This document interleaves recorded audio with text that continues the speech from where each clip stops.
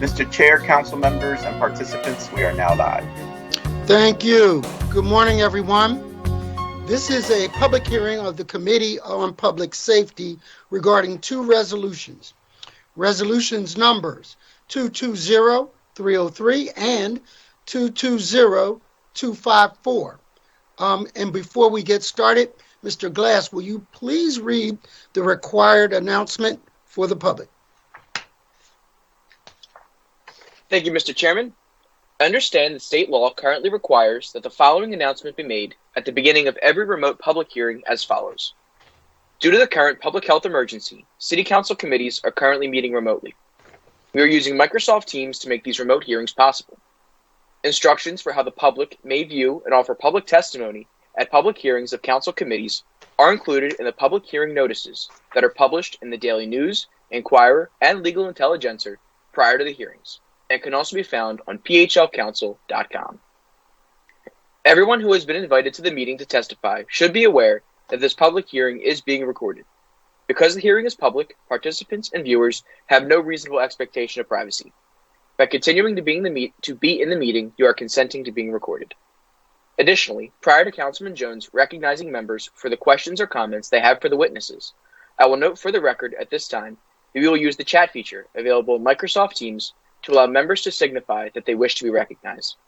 In order to comply with the Sunshine Act, the chat feature must only be used for this purpose. Thank you. Thank you, Mr. Glass. We can proceed.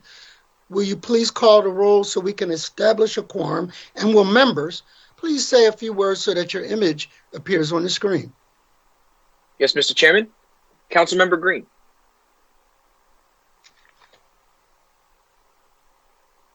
Councilmember Gaudier. Good morning, Mr. Chair, colleagues, and to all the panelists present. Good morning, member. Councilmember Gim.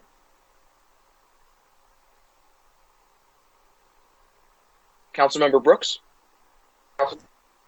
Good morning, Mr. Chair, colleagues, and panelists. I'm present. Good morning. Councilmember Thomas. Good morning, Mr. Chair. Good morning, colleagues. Good morning to the City of Philadelphia. I'm present. Good morning, Member Thomas. Councilmember Green. Good morning, Mr. Chair, members of this committee. I am present. Sorry for the delay. Dealing with new technology. Good morning, Member Green. Vice Chairman Johnson. Good morning, Mr. Chair. Good morning, colleagues. Good morning, Member Johnson. How are you today? I am doing fantastic, Mr. Chair. Good. And Chairman Jones. I am present, and we now have established a quorum. Would you please read the titles of the resolutions to be heard today? Absolutely. First resolution is resolution number 220303.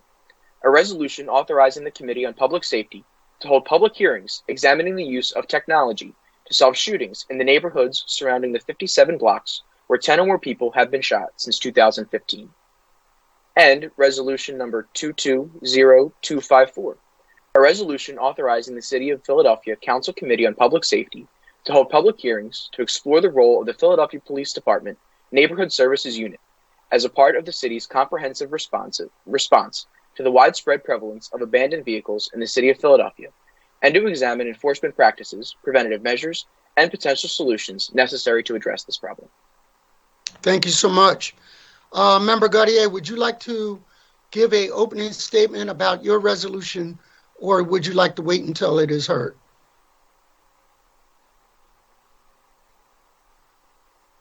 Member Gaudier?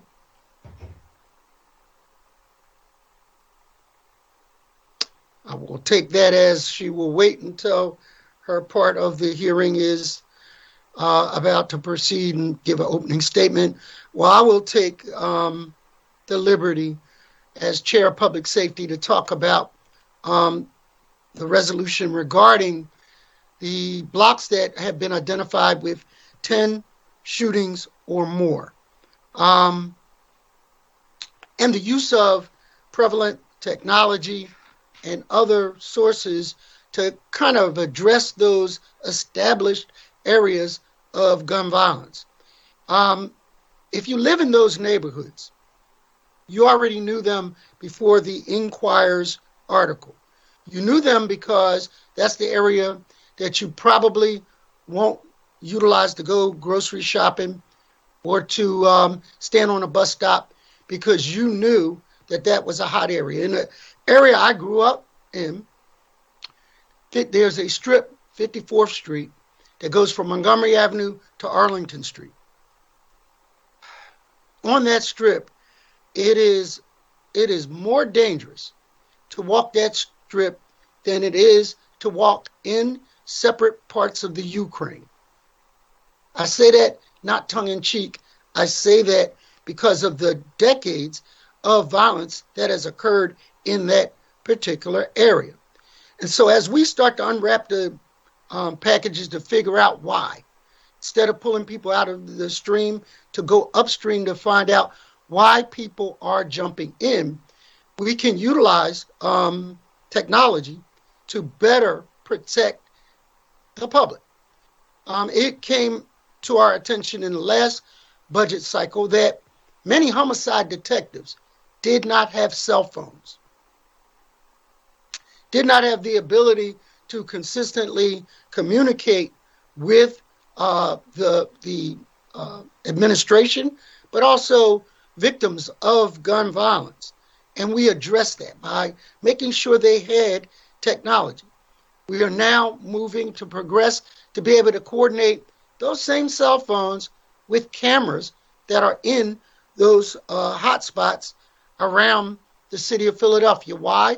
Because you get real-time crime information to be able to better protect and serve the public. So if you know things are happening, you have a better chance of preventing them.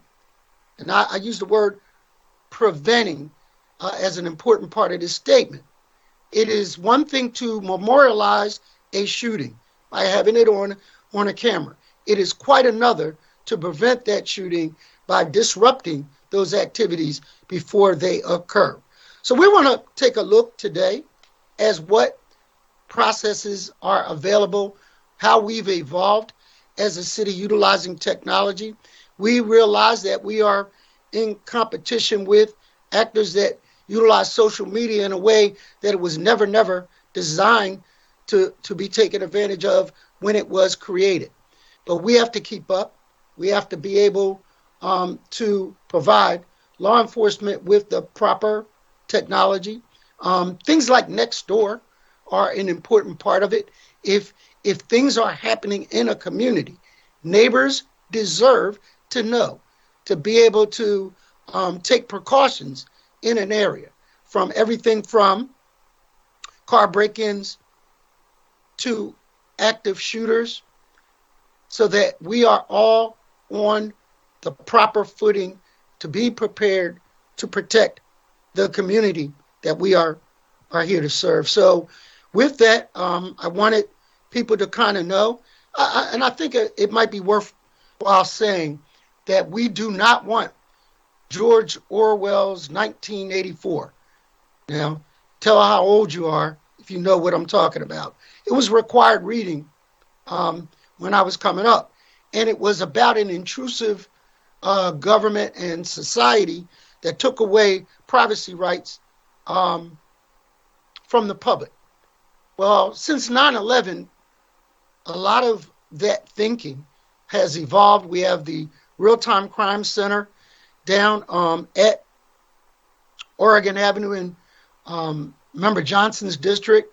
We coordinate that with what's going on our subways. We see that cameras are an essential part of society and keeping us safe. Otherwise, criminal acts happen on those subways, and innocent people are victimized when that could be prevented. So we're going to take a look at balancing those two priorities, to keep privacy private, but to keep the public safe. So with that, Mr. Glass, will you please, are there any other members of the committee that would like to talk about this particular resolution at this time? Mr. Glass, do we have anybody? There is nobody who has signified they would like to be recognized at this point, Mr. Chairman. So let us proceed and call up the first witnesses to testify. Sir, I'd also like to know for the record that Councilmember Dom is joining us today as well. Duly noted. Welcome, Our Member Dom. The first panel today will be Chief Inspector Frank Benor and Ron Teachman. Good morning. Good morning, Councilmember Jones and the Public Safety Committee. My name is Frank Benor. I am the Chief Inspector of the Detective Bureau for the Philadelphia Police Department. First, on behalf of Commissioner Outlaw, thank you for allowing the Police Department the opportunity to discuss resolution number 220303, sponsored by Councilmember Jones, which authorizes a hearing to examine technology that is currently being utilized to solve both homicides and non-fatal shootings. I am currently today accompanied by Chief Inspector Walt Smith of our Intelligence Bureau and Staff Inspector Fran Healy of the Police Commissioner's Office. In my 32-plus year career, I've served the department in several different roles, many of which involved investigations. Detective Bureau's mission is to detect, prevent, and investigate all crime within the city of Philadelphia. The Bureau's detectives and investigators gather documents, evaluate evidence, and use technology to develop investigative leads. Most fundamental purpose of criminal investigations and forensic technology is to discover the truth.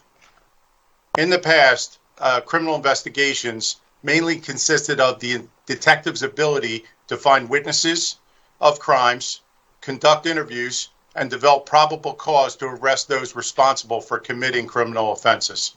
Eyewitnesses would need to identify perpetrators through both photographic and in-person lineups.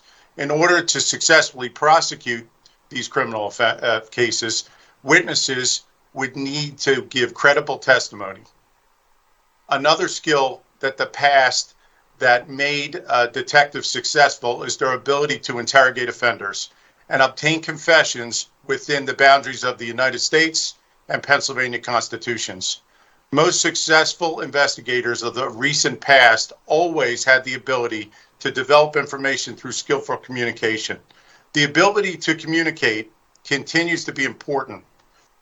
Technology and its ever-evolving advancements now likewise plays a critical role in criminal investigations.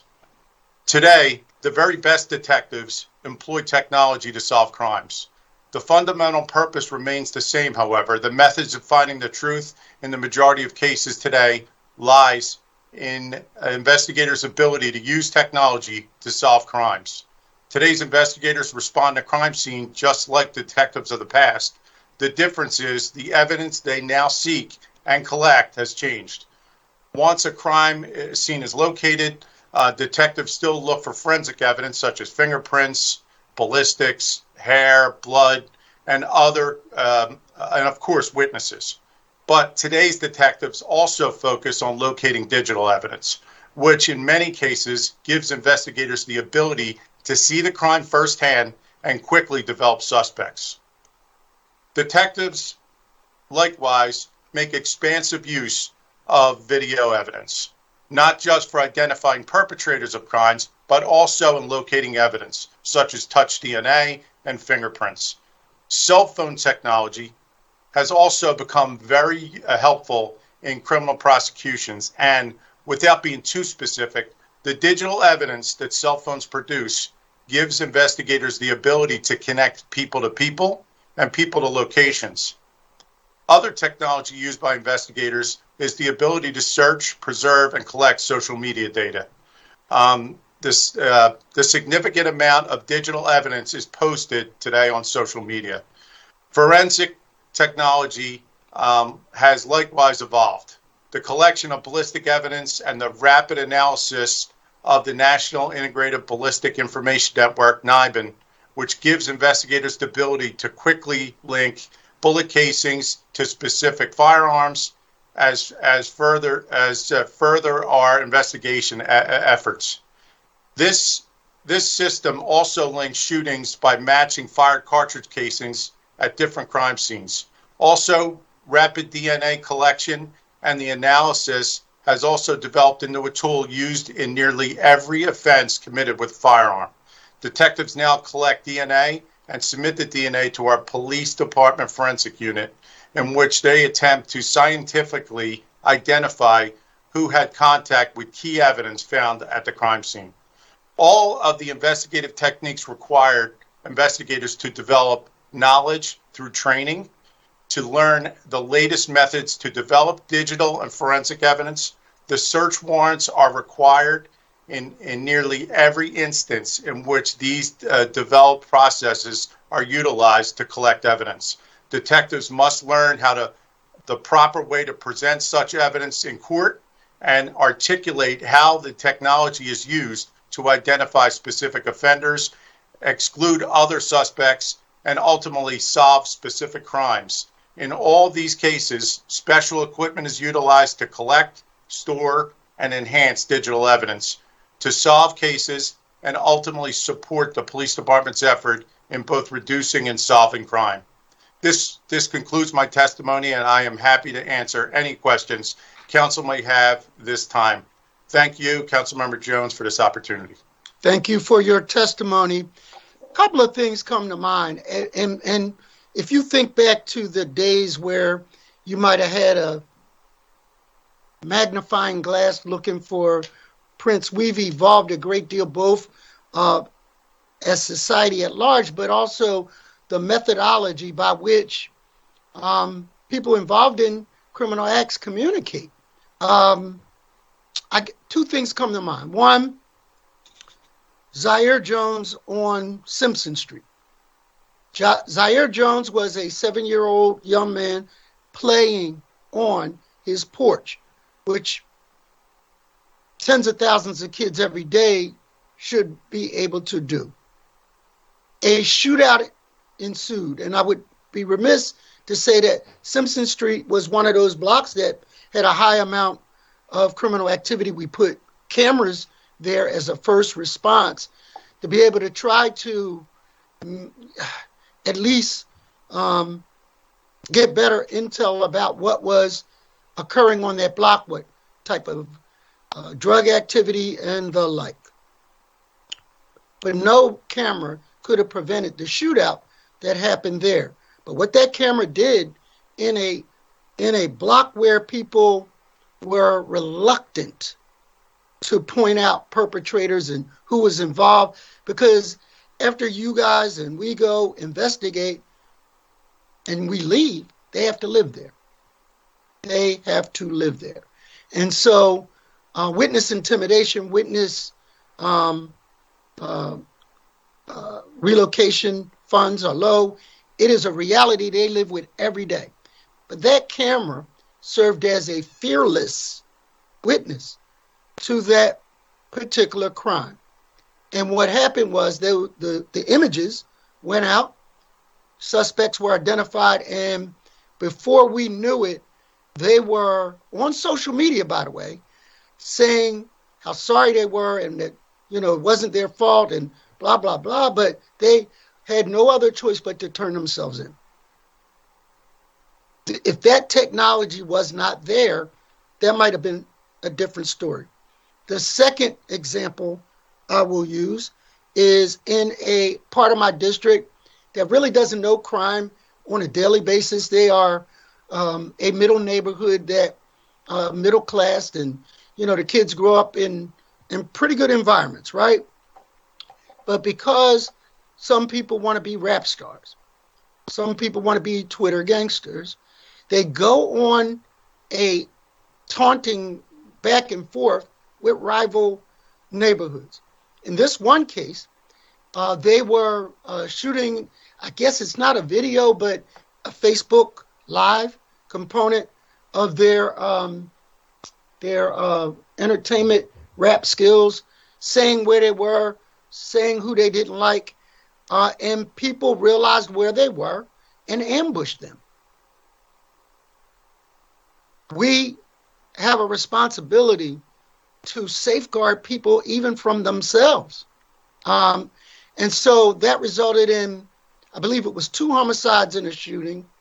The perpetrator might have been 14 years old, if I recall. And this is the medium by which they communicate.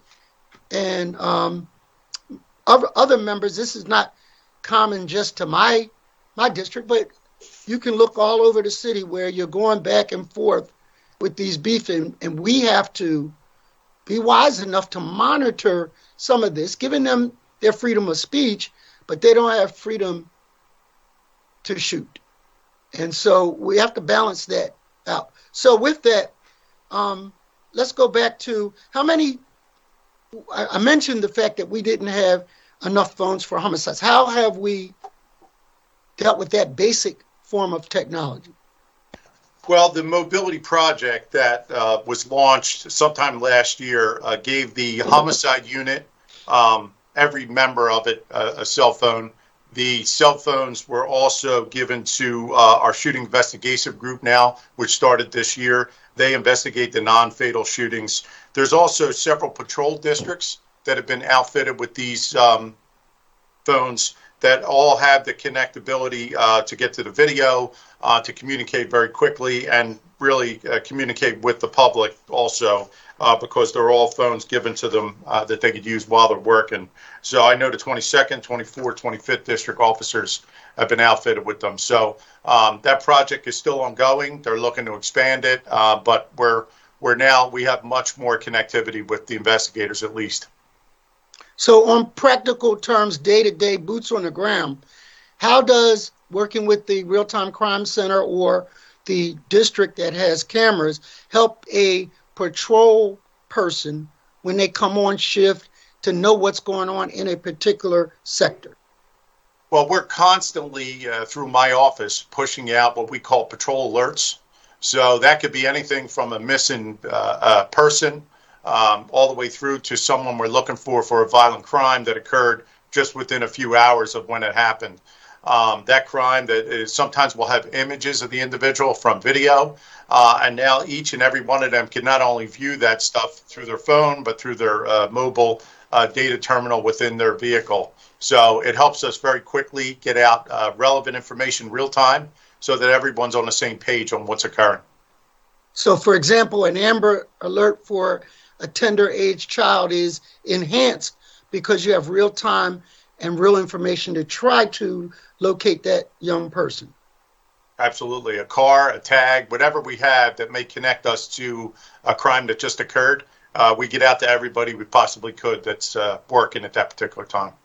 So in reference to the article of the Inquirer identifying places that have high instances of shootings, how have we focused our technology to try to address what is going on in those particular neighborhoods? Well, I know the pinpoint areas that the patrol has identified are not only staffed with officers 24/7, but those officers are armed with these tools, the phones, in those particular areas. They're able to communicate and get the information about not only what's occurring, who's living in that area. They're looking at making sure, knowing if there is a beef or a rival offense going on, such as a social media battle back and forth, that everyone's on the same page and aware of what's happening.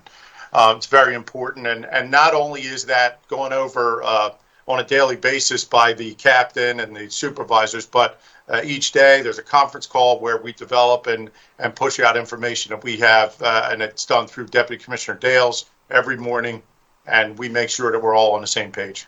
So two things, and this is how we might evolve. In Baltimore, when we went down to visit their camera situation, we were impressed. But then when we went back to the Real-Time Crime Center, I felt better because we are not behind when it comes to that. The one distinct difference is real-time monitoring on virtual patrols. And I know the delegation House delegation wanted to take a look at how we could enhance that in hotspot areas where you, instead of just monitoring the cameras every now and then, that you had actual live eyes on working with boots on the ground. How are we positioned to be able to evolve to that point? I know Chief Inspector Walt Smith's on. I'm not sure. He looked like he was trying to get in, but if he wants to speak on that, if not, I'll do my best. Absolutely. Thank you. Thanks, Chief Fedora. This is Chief Walt Smith, the Intelligence Bureau. Good morning, Councilman Jones. Greatly appreciate the opportunity. Good morning, sir. Yes, same thing. I agree with you. I had to go on that trip as well to Baltimore, and they had a great program down there. So what we're doing now is we have already started that program of virtual patrol. So the Real-Time Crime Center has dedicated resources to monitoring cameras real live in real time. They go over police radio to alert the officers in the field what cameras they're watching. We also connected to the patrol districts who also have access to the cameras now. They put up their virtual patrol teams. So we have a unified effort monitoring cameras in real time now, modeling the Baltimore model that you brought back to us. And also, we're pushing that information out to our patrols officers in real time. Obviously, it's a resource stretch to monitor all the cameras we have. But right now, we're doing the best we can with the staff we have. So two things to note, and hopefully you're working with the state delegation, Darisha Parker, and others made a commitment to finding resources so that civilians that are trained or retired police officers might be utilized in that capacity. So hopefully that is happening. I would ask, how is the integration of cameras working with entities like SEPTA, Philadelphia Housing Authority, and the school district? So just touching that real quick, Councilman, we've been working very closely with Council President Clark and yourself, and we're working on that. Right now we have connectivity to SEPTA cameras, police cameras. We also have connectivity to street department cameras. We're working with schools now and also PHA and rec centers to bring their cameras on board. So it's a progress. It's in progress right now, and we expect some really good results. But right now we're connected to 3 of the entities, and we're trying to connect the other 3. So I'm going to turn it over to my colleagues, but I want everyone to kind of follow that we have a situation with closure rates for shootings and homicides. A lot of that, based on the 100 shooter review, was the unwillingness of witnesses to come forward because of proximity issues, witness intimidation issues.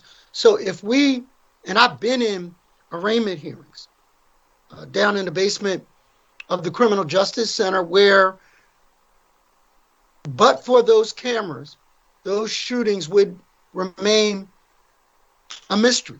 And not because people don't want justice, it's because we have not done our part to assure that when they step up to the plate and come into court and identify crimes and things that have happened, that we can protect them.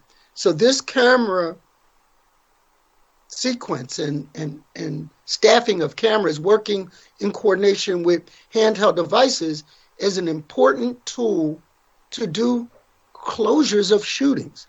So with that, Mr. Glass, who are there members that want to be recognized? Councilmember Thomas wishes to be recognized, Mr. Chairman. Member Thomas, please proceed. Good morning, everyone. Good morning, Mr. Chair. Good morning to the representatives from the department. Thank you for all the work that you're doing. I know that it's a difficult time, and we all have a lot going on as it relates to where we are as a city and some of the issues that we face. I think that Councilmember Jones raised some important points. Just for the record, where are we as it relates to our our clearance rate, our arrest rate and our clearance rate for non-fatal shootings, other type of crimes. And I guess I'm wondering, with the technology being one important component, what plans are really in place to expand the use of technology to be able to try to address some of the issues that we're facing as a city? So, Council, just to address the clearance rates, the non-fatal clearance rate is improved from years past. In years past, we hovered around 12 to 14%, and it evolved. Now we're just under 30%. We're around 26% for non-fatal shootings. That has gone up since we put our unified group together that's really pressing hard on the shootings 24/7. Looking at why that is and what we plan to do to expand, why that is, in my opinion, is in most cases of the past, we were able to make an arrest, as I said in the beginning, based on a witness or two, picking out the offender, and we moved directly towards a trial. That's not the case anymore.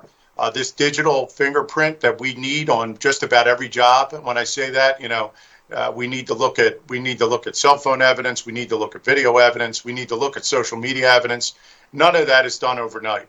We need a warrant to process many of those things, and we need very specialized equipment to do that. Now, right now, with the help of our federal and state partners, we got some equipment that we use to forensically analyze phones, to look at video in a scientific way so we could piece it together. We can get it out to the public. We can get it out to the officers.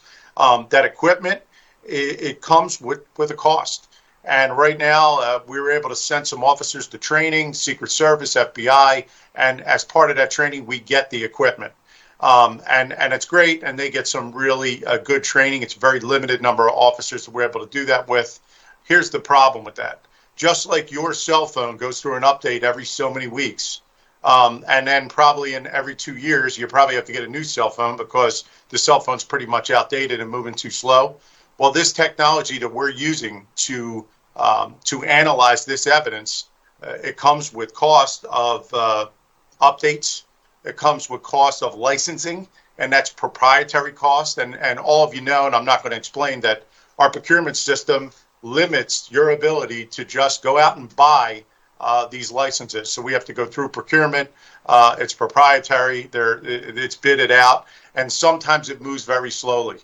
So when we know a license is coming up that we were given by the federal partners, there is no more renewing it through them. We have to do that on our own, and it's a very difficult process to move through.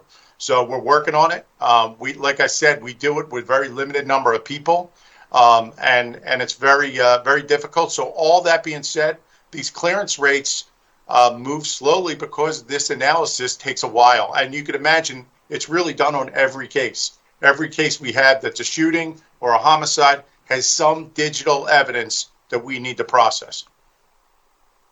Thank you for that answer. I think that was extremely informative, and I think that was information that was vital to my understanding of what's going on, as well as those on this committee and those in the public. I'm wondering, we've listened to a lot of dialogue around issues around hiring and staff, and I'm kind of hearing that indirectly as some of the issues that are underlined and some of the things that you communicated. I'm thinking specifically about the Delaware Valley Intelligence Center, because if I'm understanding correctly, that's where the majority of the monitoring happens as it relates to cameras across the city of Philadelphia. What does it take to get more people there? Do you feel like we're staffed up where we need to be there? Should it be more eyes? Do we need to see? I know you're saying that a lot of this stuff is money. I completely understand what you mean as it relates to technology evolving, so I can understand how that can be costly. But I'm wondering, how much of the issue is money, fiscal, technology enhancement, more cameras and things like that? And then how much of it is staffing? And I know not talking about other positions, because I know forensics is an issue. We've talked about that in past hearings. We know that there's dialogue around beat patrol and community officers. I'm specifically looking at the Delaware Valley Intelligence Center and what can we do as it relates to those two areas, and looking at which one is more of the problem. I'm going to see if Chief Smith's still on the phone because the Delaware Valley Intelligence Center is his responsibility. I don't know if he's still there. I'm still here, sir. Councilman Thomas, you hit it right on the head. The bottom line is, our police resources, as everyone knows, is becoming limited. We're looking to civilianize some of these positions within the Real-Time Crime Center and the Delaware Valley Intelligence Center to be able to support real-time monitoring. I know Councilman Jones and I had gone to Baltimore, and they looked. What Baltimore did was under the mayor's approval, they hired retired police officers and brought them back in to fill those positions, and it worked out really well.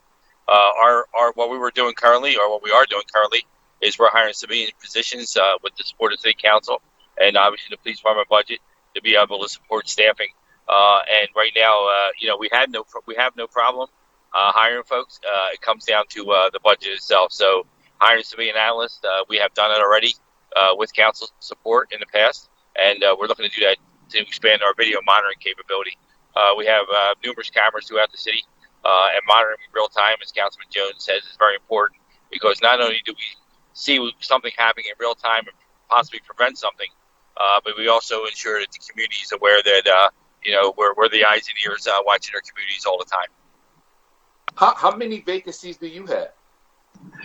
Right now, we to do real time monitoring efficiently. We look at potentially hiring 10 civilian analysts to be able to do that job. There will be 3 on each shift and 1 to fill in, obviously, for anybody coming up on vacations or different things like that. And what would it? And this is my last question. I promise. I'm so sorry. That's okay. What would it look like for us to see some level of expansion in the number of cameras, so that you're monitoring specifically, right? So, because I know that we're relying a lot on residents and businesses and things of that capacity with coordination with corridors, but I'm wondering if we were to see a strategic plan where we ourselves would see an increase as it relates to monitoring some of the hotter sections in the city of Philadelphia. We talk about these same intersections. Our chair, Councilmember Jones, talked about Simpson Street. I won't forget that one either with the 7-year-old. That was heart-wrenching. And there's been a lot of heart-wrenching situations like this across the city, but reoccurring in the same neighborhood. So I understand that you're already... Sorry, Councilman, I think I left the airplane. Yep, go ahead. You go. I'm sorry. Yeah, sorry, Councilman. I'm actually in a funeral motorcade right now. I lost you there for a minute. I missed the end of your conversation. I'm sorry. Oh, no, it's no problem. So I guess to paraphrase, what I'm basically asking you is, how realistic is it for us to essentially expand our level of what we monitor, and what would that look like as far as increasing staff on your end? Are there any plans to do that?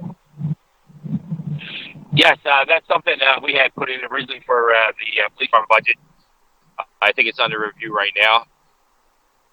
So if and I think it would.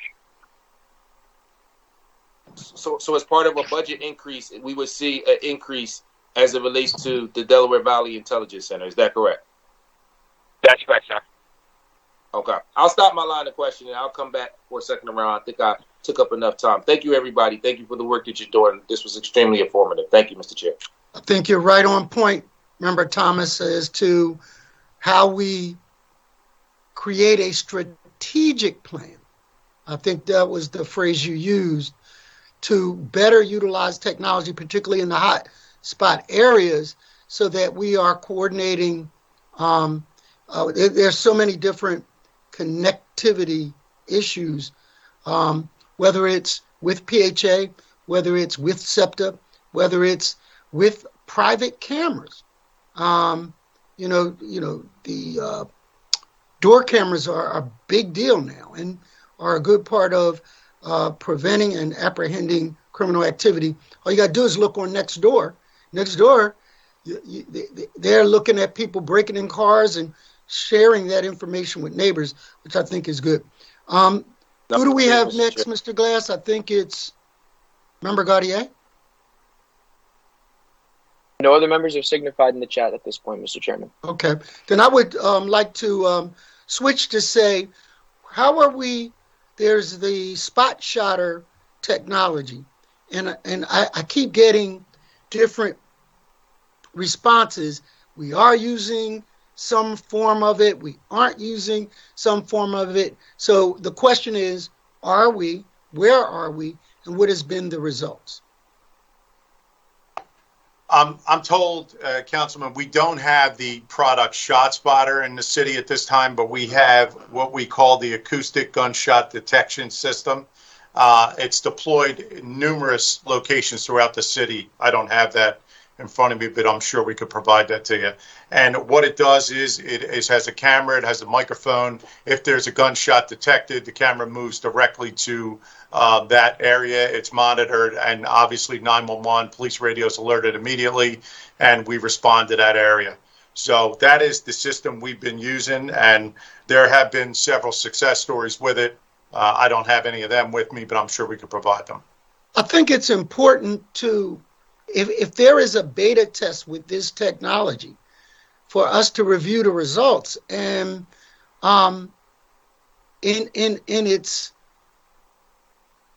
best version of itself, you want to be able to identify shooters, to be able to see where and be able to respond to those gunshots.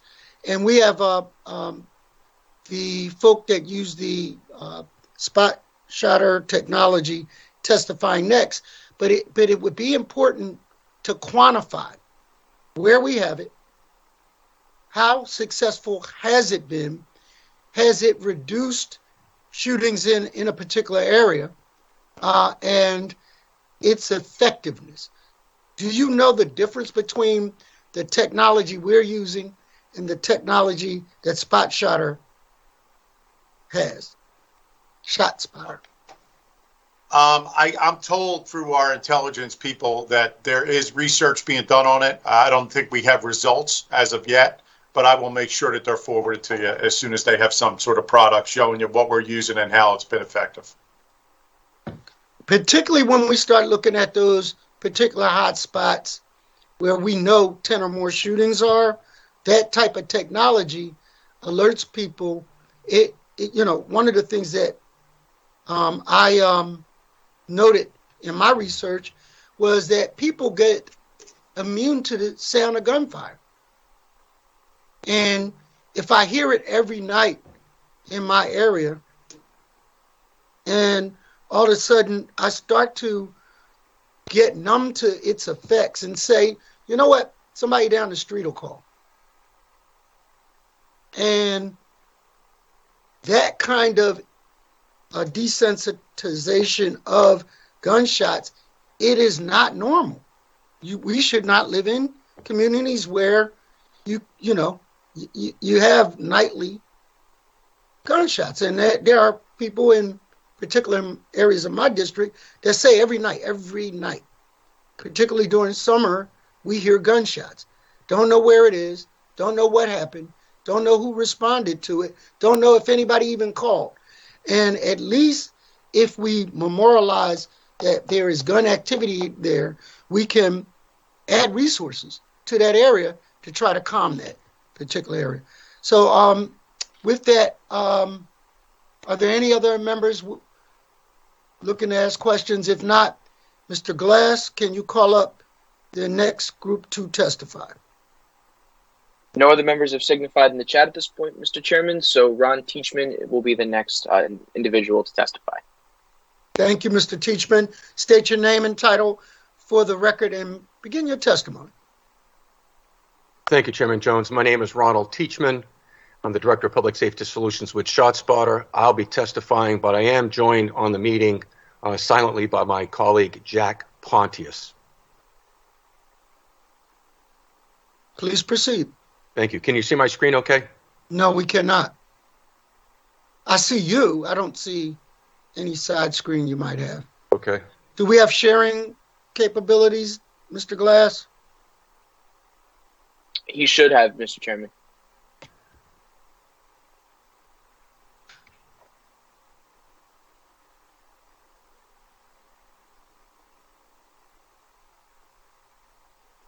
How about now? There we go. Thank you. So thank you very much. I appreciate the opportunity to be with you today. Before I begin, I really want to thank Chief Inspector Venor for sharing his insights, particularly when he talked about the value of technology, and especially with the success of his team under his leadership.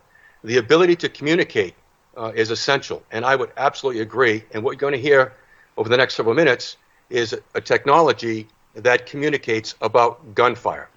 It is ShotSpotter. And I want to spend a few minutes talking about what it does, how it does it, but I really want to take a few minutes in the beginning to emphasize the why.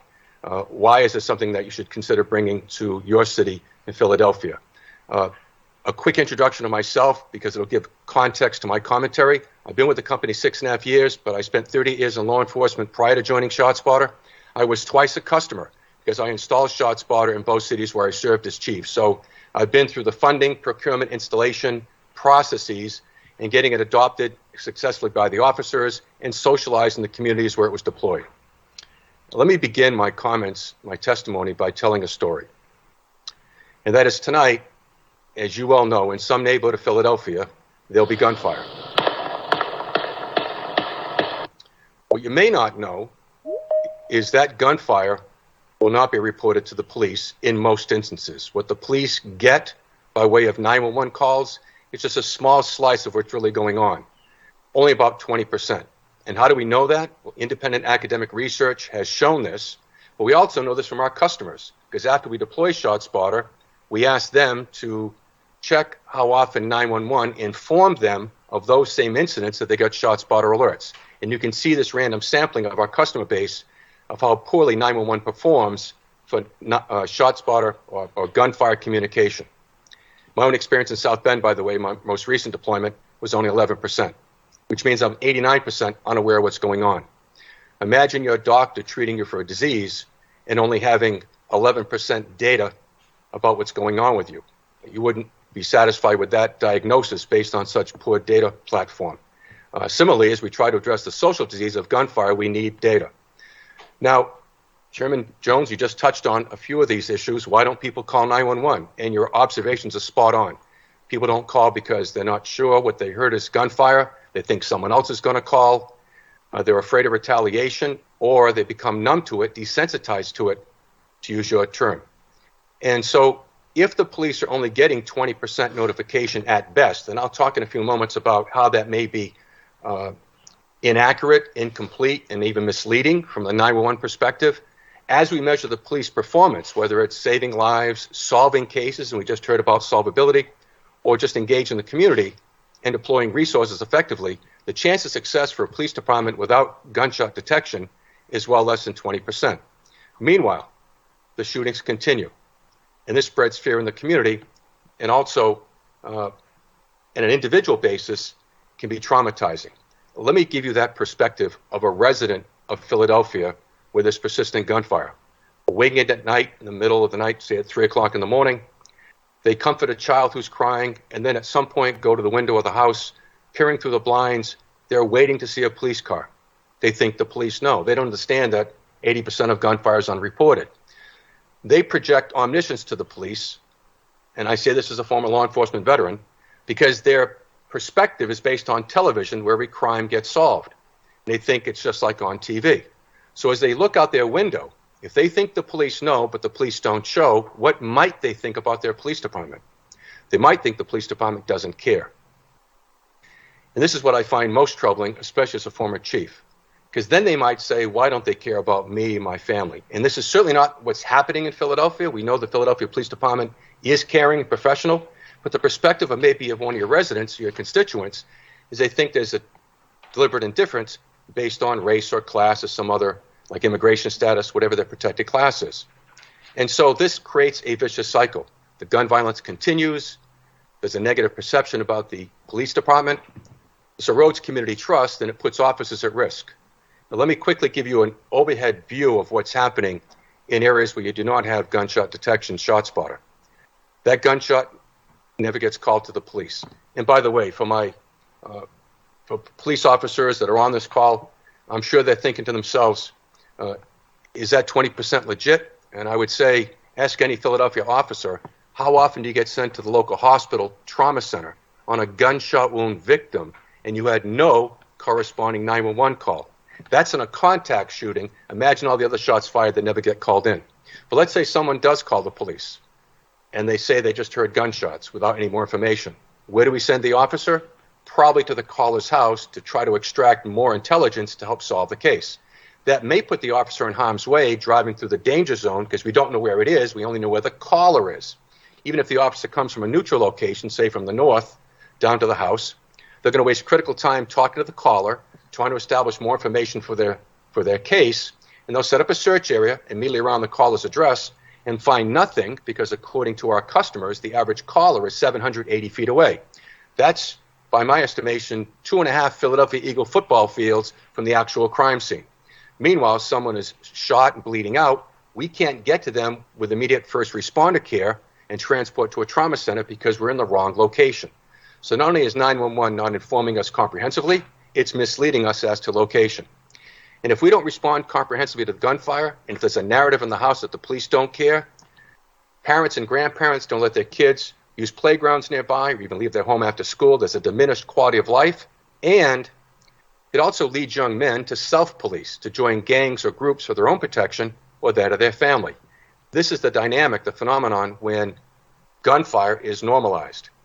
And for Commissioner Outlaw and her command staff, trying to run a police department and allocate resources effectively when you're only looking at the tip of the iceberg doesn't work.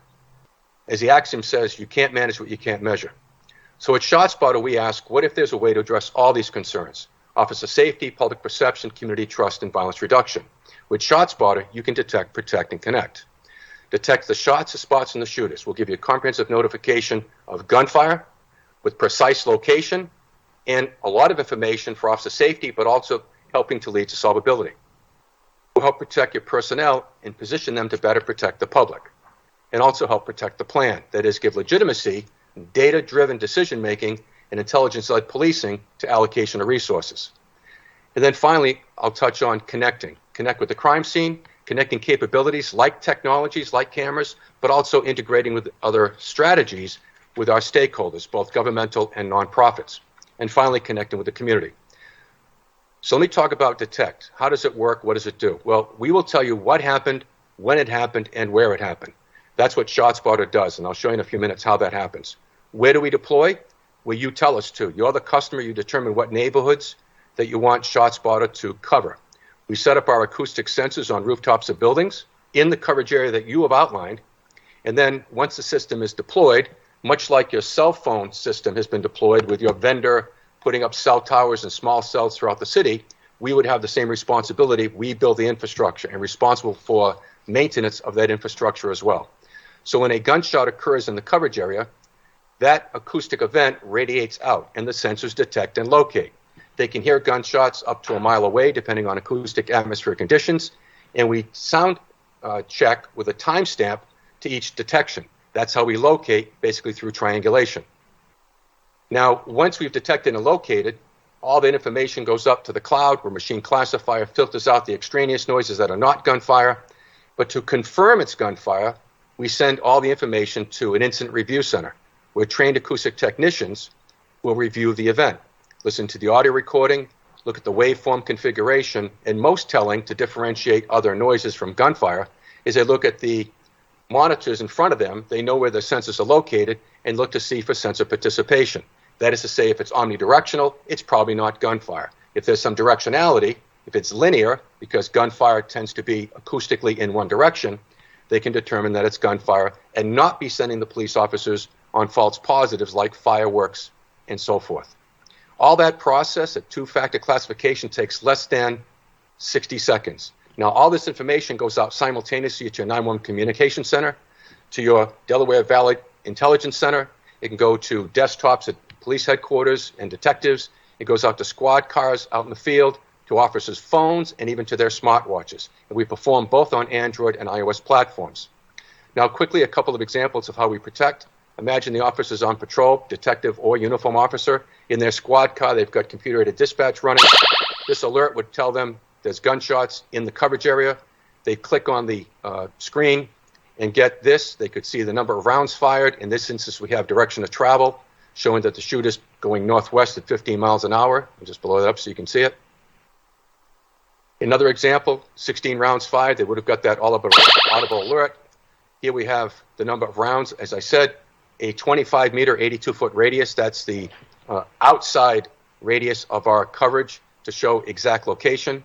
We give you the nearest street address, and we also give you the timestamp and tell you if there's multiple shooters, if there's a high-capacity weapon, if there's full automatic, we would tell you that as well.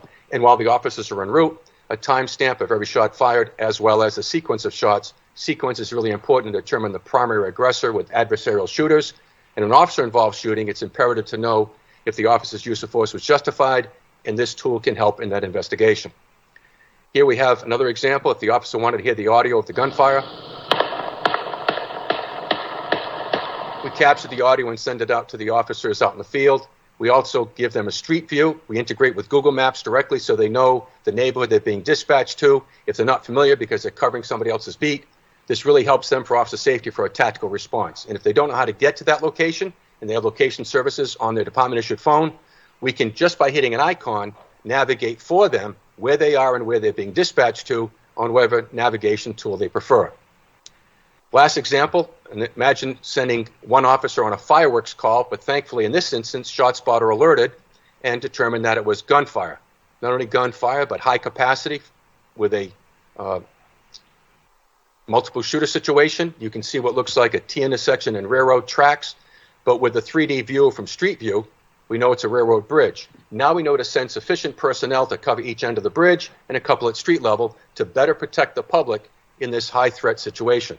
Officers also get data onto their devices, whether it's a laptop or a phone, to see what's occurred in the coverage area in the last 24 hours, the last 3 days, the last 7 days, and they can click on any one of these dots and bring up the report and familiarize themselves with what's going on.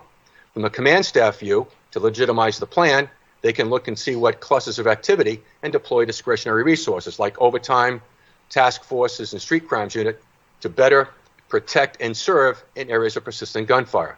Now, we don't just give you alerts. We have a customer success team that will be assigned to Philadelphia, and they go through a host of services such as onboarding and training the entire department, best practices that we've gleaned from 125 plus customers, and pollinate those best practices to our customers, key performance indicators to measure success, and supporting the department as they're going live, whether it's press releases, media interviews, and so forth.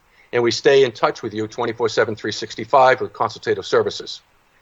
We furthermore would work with your prosecutors, both state and federal, because we offer litigation support. That is, detailed forensic reports, both for your local district attorney and your U.S. attorney. Those detailed forensic reports are court admissible, as well as we provide expert testimony behind those cases. Let me close with Connect in the short time I have.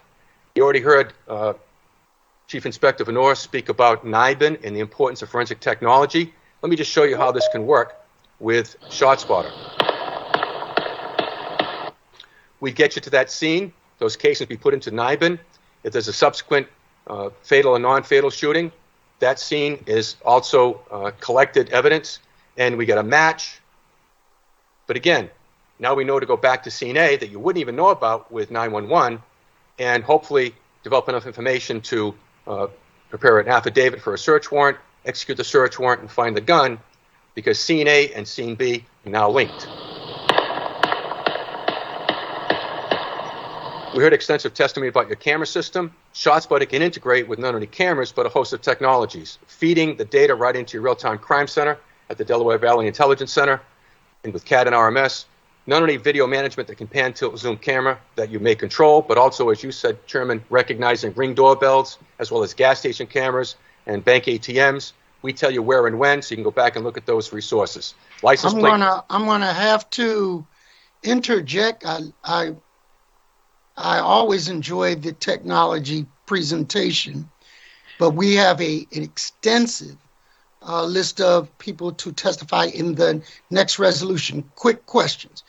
Would you be prepared if we were to find dollars at the state or federal level to do a demonstration in Philadelphia, to do a apples to apples comparison with the use of technology that we have currently? Yes, sir. And I think what I'd like to do then is utilize that comparison to track, because one of the questions we asked the prior witness was, do we have data? And now's a good time to start comparing apples to apples to see what might be appropriate. So I'm going to thank you for your testimony. Cut a little short. You know I love listening to you. This ain't my first time at the rodeo. But we're going to, my colleague, Member Goodyear's resolution has a lot of interest in it, and it is connected to this. Where there are gunshots, there is abandoned vehicles. Where there are abandoned vehicles, there are abandoned houses, and crime goes up. So we can't approach these problems singularly. We have to have a multi-pronged approach. And with that, I'm going to recognize Councilwoman Gautier, Councilperson Gautier, to talk about the next resolution.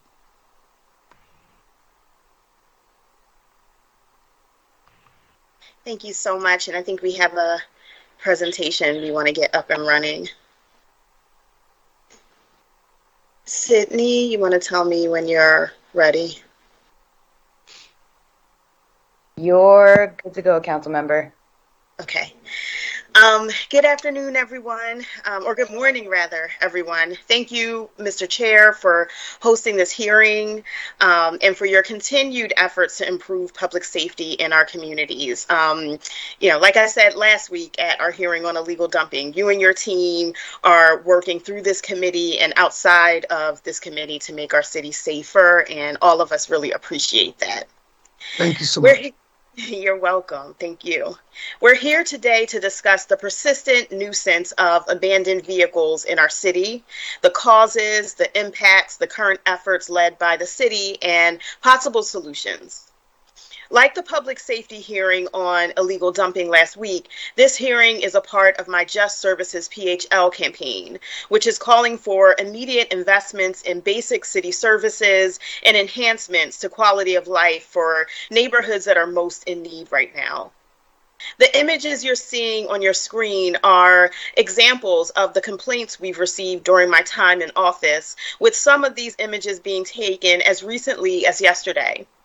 As you can see in these photos, vehicles are left on sidewalks, parked outside of residences, and in vacant lots for weeks, if not months on end, and people are frustrated with the length of time it takes to have these cars removed. Just like illegal dumping, as a district council office, we field dozens of these complaints in any given week. The controller and her team have compiled and analyzed 311 data on abandoned vehicles. And frankly, it's shocking to know that the city receives tens of thousands of these requests and did receive tens of thousands of these requests last year. Yet most of these requests are concentrated in the zip codes that are already bearing the brunt of our city's gun violence emergency. This is a public safety issue. Aside from cars on sidewalks blocking safe walkways for pedestrians, we've received calls about cars that have been reported but not yet removed, and after a number of weeks have been set on fire. And we know of other instances of illegal and illicit activity taking place in abandoned cars. These behaviors place residents at risk, and it is beyond time to clear the backlog of abandoned vehicles that litter our streets and neighborhoods. I'd like to thank Captain Van and the members of the Neighborhood Services Unit for the work they've done to remove these vehicles from our streets. But this unit simply does not have the staffing capacity in this moment to investigate and remove these vehicles at the rate that they're being reported to us by residents. And that's why it's time for a large-scale effort to clear the backlog. Former Mayor John Street is here today to discuss the 40-day, 40,000 car sweep he conducted during his administration, and it seems pretty clear that it's time to coordinate a program like this again.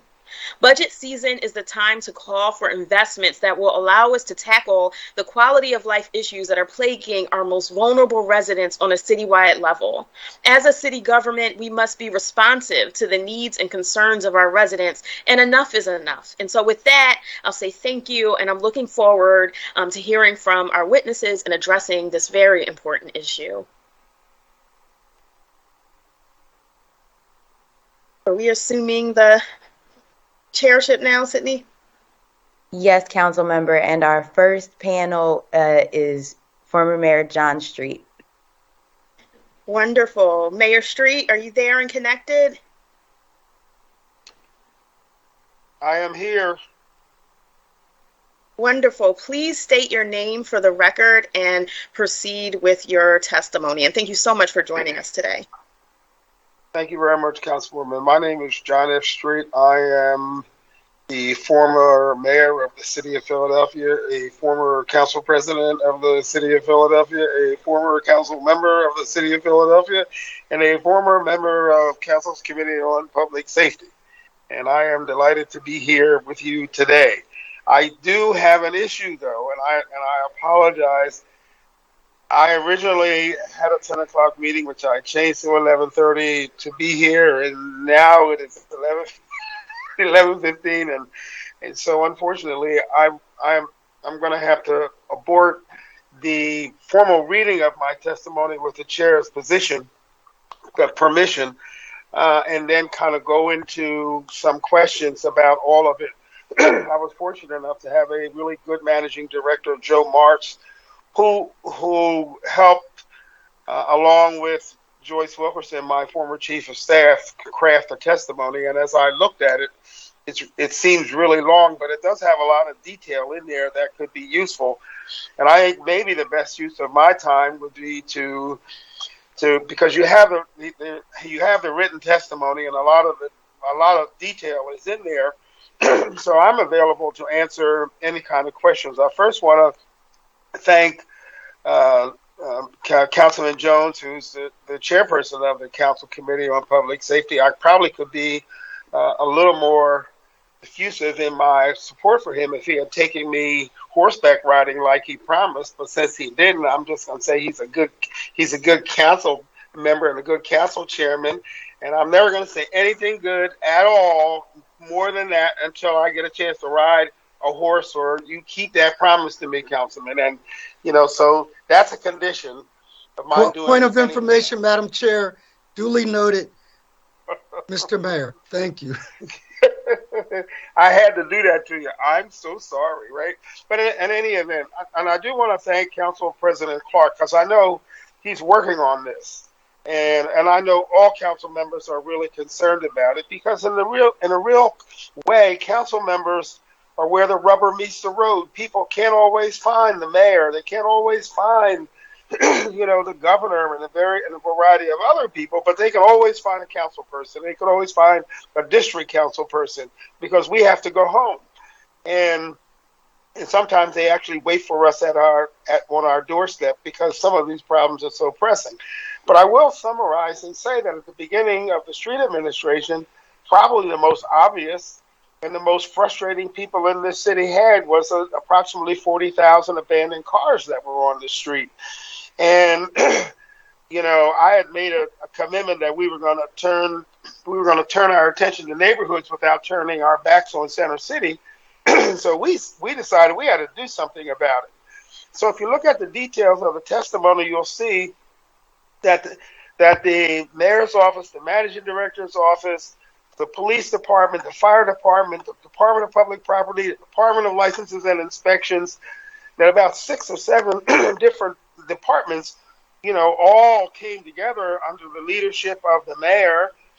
City Council President Werner was involved. We tried to, as best we could, include council members, especially district council members, and we really tried to create an all-hands-on-deck approach to getting rid of these cars. As a matter of fact, you'll note in the testimony that I even went up to Harrisburg and talked to Governor Ridge, because we had state law issues, and the managing director met with other state officials, and we had the Philadelphia delegation to Harrisburg involved. This was a very comprehensive understanding. We helped organize community groups, because we made a commitment to take 1,000 cars a day off of the streets of Philadelphia.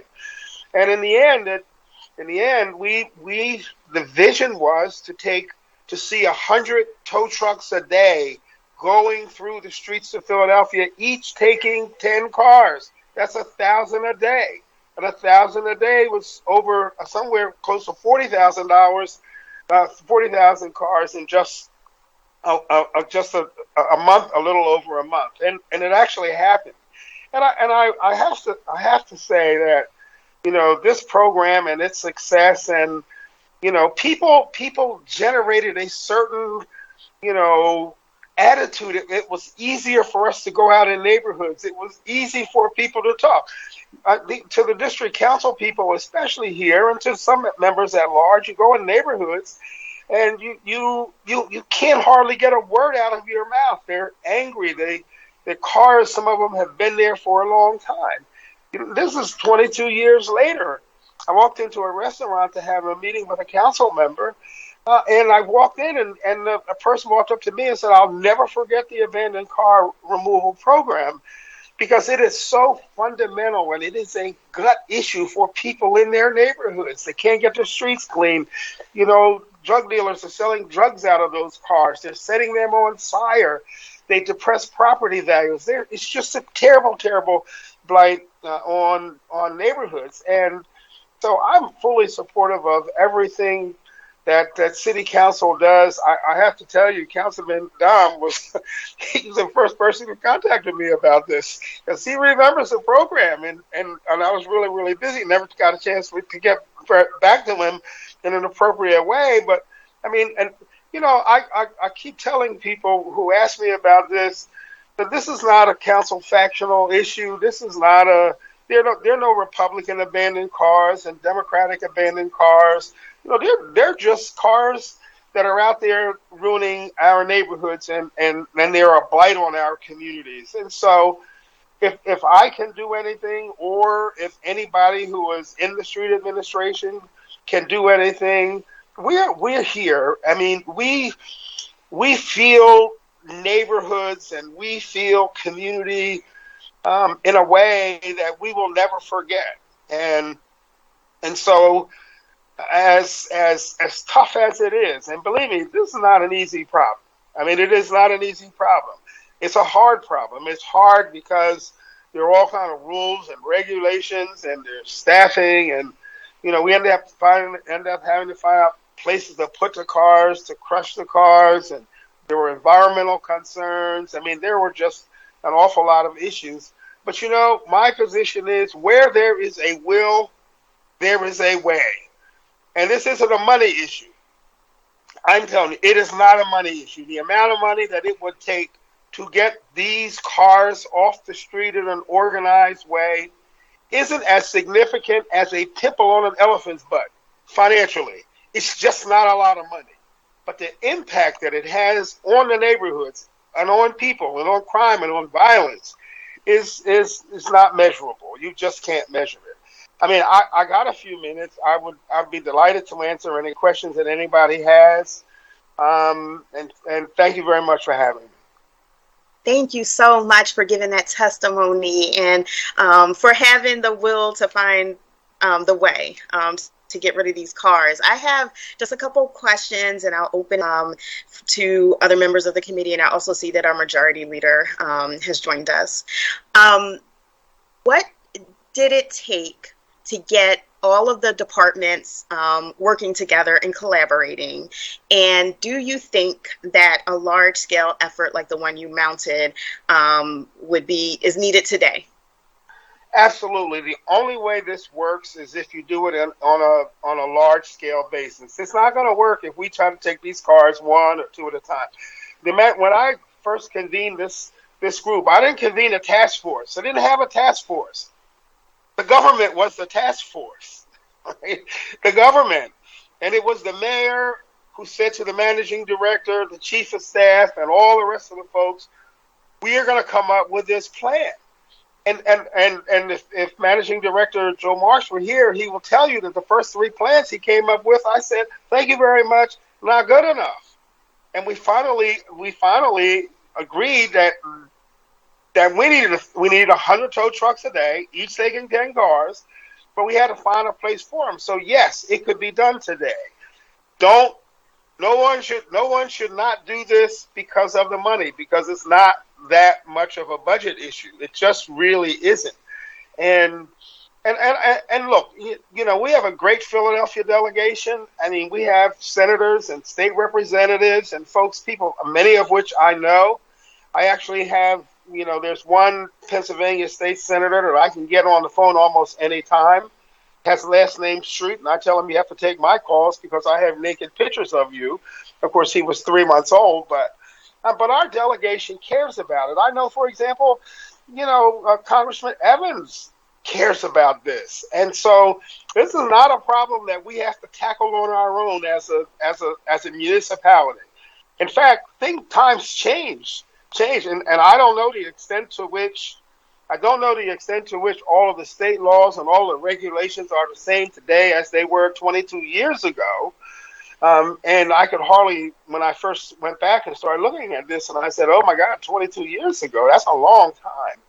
And the irony of 34,000 cars on the streets today and 34,000, because that was the actual number that we were given 22 years later, is beyond belief.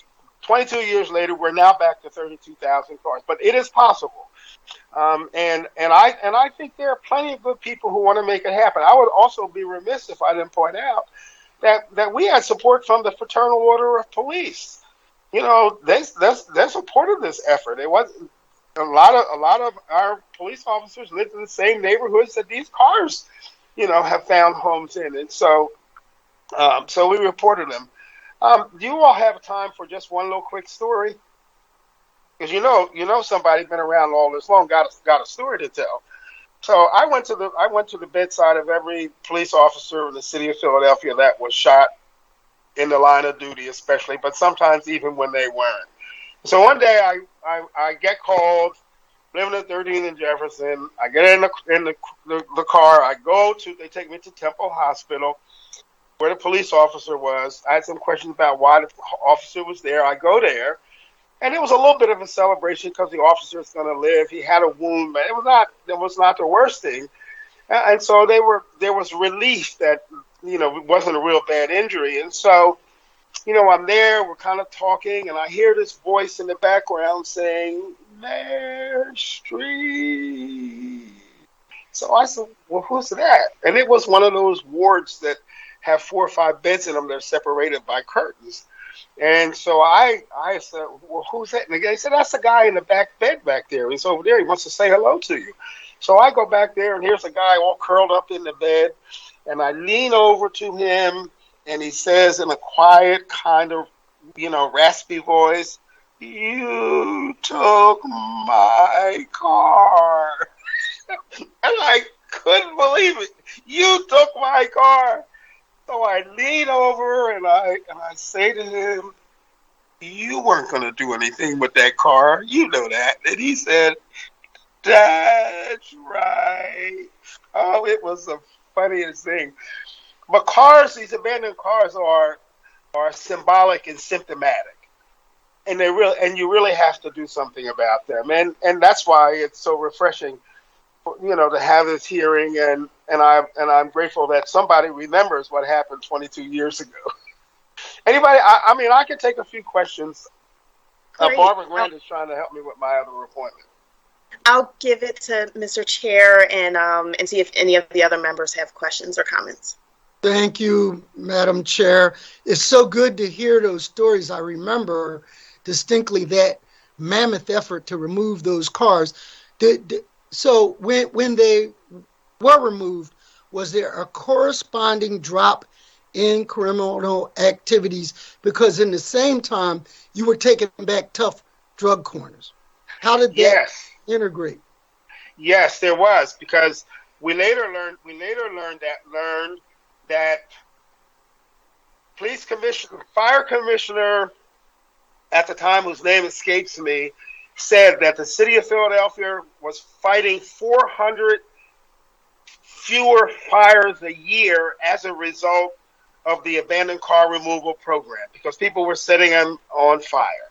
So that's one thing. That saves us a lot of money. The other thing was that they were routinely used by drug dealers to hide their stash. And the criminal lawyers, or the lawyers knowing about criminal law, would know that they would get arrested. The police would confiscate the drugs sitting in the car, and then some fancy lawyer, would come along. I did this myself. I'm not blaming the lawyers, and we'd file a motion to suppress, and say, "Well, how do you know those drugs belong to this guy?" Right? And so all the possession of all those drugs and the sale of all those drugs would be eliminated. from the charges, and then he would have some kind of little minor offense of possession. And so it was a terrible problem. And so once the cars were gone, now you're fighting fewer fires. Now there's a level of narcotic activity that was taking place right every day, right in front of people's faces, that can't happen in that way anymore. And as a result of a lot of this, it helped us bring into focus the need for the Neighborhood Transformation Initiative. And so that's what, early on, it was about abandoned cars.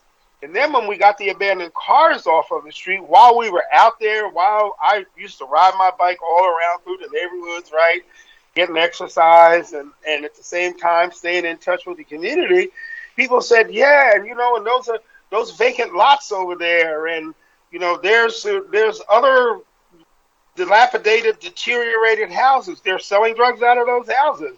And these houses represented, a certain blight on the neighborhood. And so basically, this whole program was the forerunner of the NTI program. And look, the reason why I say it's not about the money is because when I first said we're going to borrow hundreds of millions of dollars and we're going out in neighborhoods, and there were people in the finance department and other areas that said, oh no, we have to be on a pay-as-you-go basis. We can't do this. And I remember saying, but this blight didn't happen all in 1 year. Why do we have to try to pay for it all in 1 year? This blight happened over a course of 40 years, and you now think we're going to take a couple $1 million out of every one of these budgets, and we're going to somehow get to the bottom of it. We'll never get to the bottom of it because more cars will be on the street every year than we took off last year. More houses will become vacant and deteriorated. And then we were able to fix more of everything bad will happen. And so I remember we just went out and borrowed a bunch of money, and we just did it. I mean, in my first term, we cleaned every vacant lot in this city twice, and we didn't care who owned it. If you had a vacant lot and you had trash on it, you were going to look around one day and that trash was going to be gone. And not only that, we were going to charge you for removing it. We liened those properties because they didn't have a right to drag these neighborhoods down like that. And I said to people, they said, oh, you went on private property and you took those things. And I said, you know what? We could be wrong. How about suing us? Why don't you just sue us? It's okay. I'll understand if you want to sue us. But you know what? Nobody was suing us because we were taking pictures and stuff. We had a record of what we did. And you think some judge is going to make us pay you back for this junk that you had sitting on the so-called private property for sometimes decades? No. And but let me tell you something. We had an attitude, not an attitude, an attitude. We had an attitude about it. And our attitude was we were cleaning it up, whether people liked it or not. But what we knew was that people would like it. We knew people would say, I'm living in a neighborhood that somebody cares about. I'm living in a community where I could actually get a loan for my house. I could do it, home improvements. I could sell my house because these neighborhoods, they never really looked the same again. Now, over the course of the last 22 years, it just hasn't been the focus on all of this, which is the reason why you now have 34,000 abandoned cars. People complain that the drug corners are coming back. Our commitment was if drug dealers, if drug dealers start selling drugs on a corner for 48 hours, we would put some police officers there and stop it. And that's what we did. But it all started really with the abandoned car removal program. And it was almost a uniting, event in the city that caused a lot of people to have a lot of optimism because they really weren't feeling what was going on in neighborhoods. And there's a lot of that out there even today. Thank you, Madam Chair. I see Majority Leader Parker has a comment. Thank you so much, Madam Chair, and Chairman Jones. Good morning, Mr. Mayor. It's an honor and a privilege to have you on this morning. And I wanted to say thank you so very much for the record, for the can-do spirit and the passion, which is authentically obvious, and listening to you take a stroll through history and describe for us what happens when there is the will. I had the honor, Mr. Mayor, during that time of not being elected to anything.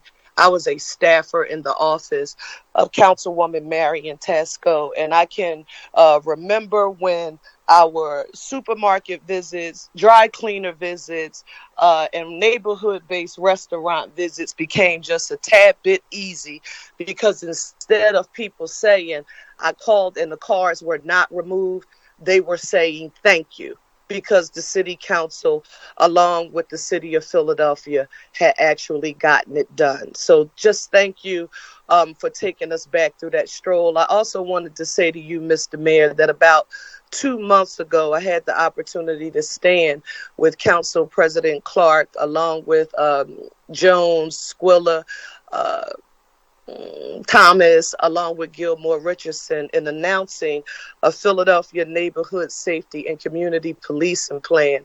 And Mr. Mayor, just to let you know that we had you on the mind long before today's hearing. On page 8 of that plan, we document that we will never forget you giving yourself that timeline, 40 days to clear 40,000 abandoned vehicles. So I wanted to just say a special thank you to you on the record, and for your affirming that it had absolutely nothing to do with dollars, because right now we have 11 contractors who tow abandoned cars in the city of Philadelphia, and it cost us zero. And when we say that out loud, some people, they don't believe us when we say that, but it doesn't cost the city anything. But you just heard it from the former mayor of the city of Philadelphia, that where there is the will, we can get this done. So thank you for the record, Mayor Street. Thank you. Thank you. I see Councilmember Thomas has a comment. I'm going to be brief. I know Mayor Street has a meeting. First and foremost, thank you, Madam Chair. Thank you, Mr. Chair. Thank you for this important conversation. I just, too, wanted to thank Mayor Street, the legend that he is, for gracing us with his presence today and providing that fighting spirit and that must-do spirit, similar to what our majority leader said. Thank you. Thank you. I see that Councilmember Quinones Sanchez joined. Do you have a comment? Thank you, Madam Chair. I also just want to thank the mayor. He has always been very direct around anything can be done in government with political will. And he is the one that has set the tone that all of these challenges that are in front of us could be resolved, should be resolved, and that the timeline, whether it's 40 days or 4 months, it is all about political will. So I also want to thank him. North Philadelphia, Eastern North Philadelphia, that I now represent, was one of the grounds that really never thought government could respond in the way that it did under his leadership. And we appreciate him and appreciate him coming back and reminding us that we get elected to provide leadership and have the political will to do right by the people. So thank you, Mr. Mayor. Thank you. Thank you. And I'll just say thanks again, Mayor Street, for joining. Your passion comes through all these years later when you talk about this issue and your vision for the neighborhoods. And I feel like we need that same type of love and support and passion in the neighborhoods right now to get through this dark moment that we're in. And I'm hoping that this budget cycle will be a big step forward. But thank you so much for joining us today. Thank you. And you all have a great day. Have a nice weekend and be safe. Thank you so much. Ms. Sherles, can you call the next panel to testify? Yes. First Deputy Controller Kellen White. Kellen, thank you for being here. Please state your name for the record and proceed with your testimony. Sure. My name is Kellen White, First Deputy City Controller, and I would like to thank Chairman Councilmember Curtis Jones and Chairwoman Councilmember Jamie Gaudier, even though you guys have me following Mayor Street, which is never an easy task for anyone. As I said, my name is Kellen White, and I serve as the First Deputy City Controller. And I'm here today to provide testimony on resolution number 220254 regarding abandoned vehicles in Philadelphia. I thought they had it on. Council Mayor member, Street, you're not on mute. Yeah, I know that. I know there's a camera on, but I thought it was Chair, or someone's off mute. Thank you. I believe that's Mayor Street. Oh, okay. Okay. Thank you. As I said, I'm here to provide testimony on resolution number 220254 regarding abandoned vehicles in Philadelphia. Beginning in 2019, the Office of the City Controller began analyzing our city's gun violence crisis, including the impact, the solutions, and how we got to where we are today. Our analysis found that 78% of shooting victims were concentrated in only 14 zip codes. Last summer, City Controller Rebecca Reinhardt joined Councilmember Gaudier and other members of City Council to urge the county administration to focus our anti-violence resources in those concentrated areas. Most recently, our office has worked to provide information on the equity of service delivery, looking at whether city services are reaching residents across Philadelphia equitably and fairly. Through analysis of 311 data, we determined what many of our residents feel, that not all neighborhoods receive the same level of service.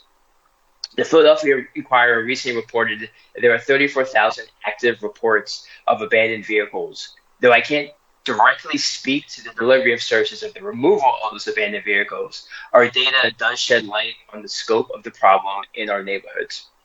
According to our analysis, the analysis done by our Financial Policy and Data Unit, there were 32,437 total abandoned vehicle 301 requests in calendar year 2021.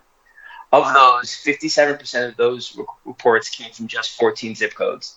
The same zip codes previously identified as containing the majority of shootings in Philadelphia. In other words, 57% of the reports of abandoned vehicles came from just 29% of our city.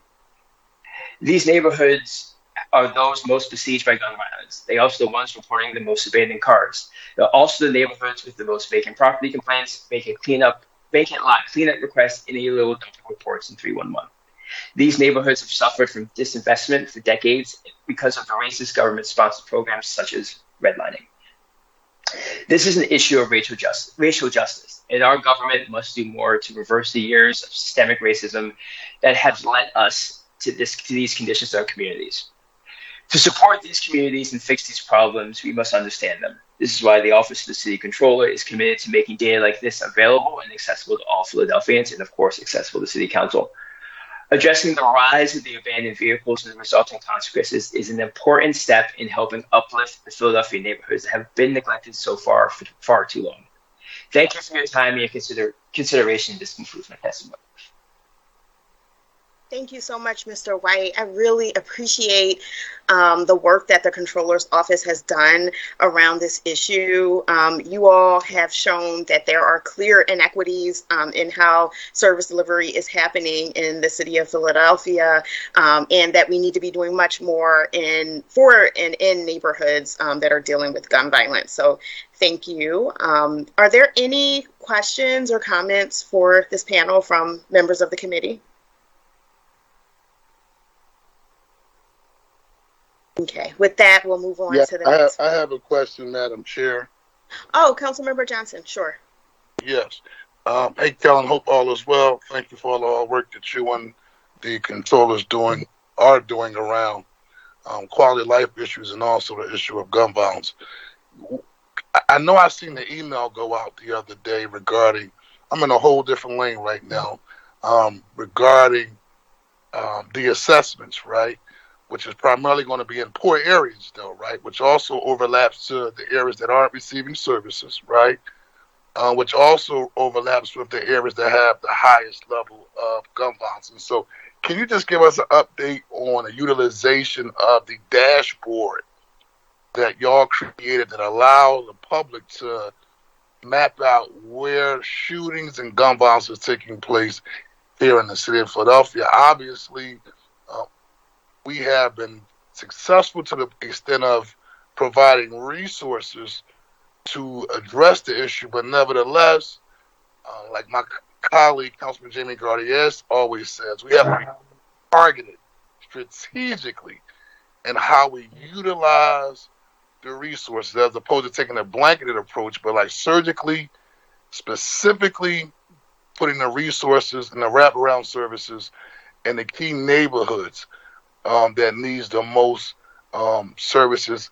So can you just give us an update on that dashboard, which is very helpful. I use it a couple times, but just update us since we're talking about something that's very pertinent to quality of life issues. Yes, absolutely. So our finance policy and data unit created a map using publicly available data from the police department that shows each shooting and homicide that happened the previous day. So at 11:59 p.m. Tonight, the Philadelphia Police Department will report all of the shootings and homicides that happened today up to 11:59, and then I'll report it tomorrow, or in this case, because it's Friday, Monday morning, and then our map automatically updates with those numbers. So you can see where the shootings have happened year to date. You can change the map to be by school catchment, by council district, by state rep district. You can go down to block by block. You can create heat maps, and you can compare to previous years. So it gives our leaders, I know that the police department used it, gives our council, it gives our communities the ability to see what's happening and really pare down to, the few areas where a lot of this violence is happening, with the idea and the hope that it can be a tool that's used by all of the stakeholders, whether it's police, whether it's council, whether it's the community, to think about how to deploy resources to help end this surge of gun violence that has gripped our city for far too long. Okay, well, I just want to say thank you and your team just for your hard work and your dedication around this particular issue. I think that is very pertinent that all of us in the city has a role to play to make sure that we're not going backwards. We need to be going forwards. And so we just want to thank the controller's office for stepping up and getting in this space, which isn't a traditional space, to be quite frank with you. But just want to thank you. She's also a constituent in the second councilmanic district, nevertheless. And so just want to thank you and your team for addressing these quality of life issues. And thank you, Madam Chairwoman, for hosting this hearing around this very important issue. Thank you, Councilmember Johnson, and thanks again, Mr. White. Thank you. Ms. Schultz, can you call the next panel to testify? Lorenzo Jackson and Stephen Kennedy. Mr. Jackson, are you there and connected?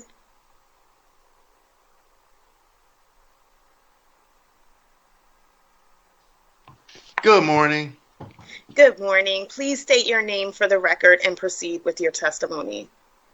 Lorenzo Jackson, 5643 Broomall Street in Southwest Philly. Thank you all for inviting me to this panel. I just got on like 3 minutes ago. I'm learning how to be all this IT stuff. Y'all making me learn this stuff, and I'm getting there. So I don't really have anything to say right now. I'm just actually just listening, and I'm getting some information from you guys to take back to my block. Okay. But do you want to talk to us about abandoned cars on your block or in your neighborhood? Yeah. Okay. Well, we can talk about that. I have 2 abandoned cars. I don't have that's been on the block for about 2 years, ever since the pandemic started, and I have the numbers, the numbers that they gave me to call and stuff like this, and they just said that, the same excuse that they was giving everybody else. Everybody's shorthanded. We can't do this, and the COVID thing. That's all I've been hearing for 2 years, and they still there. And the neighbors we just sweep around them now, and we don't even know who they belong to or anything like that. You know what I mean? So, and that's why I just wanted to join this panel to see where do I go from here to get them removed. Thank you. And can you just maybe talk about the impact. What impact has that had on the look and the feel of Right, your block? right. I'm actually the block captain, so we actually on a more beautiful committee there, and we do things, and it just the people, it just feels like we not moving up. It feels like we going backwards or we staying stagnant, and making the block look more beautiful.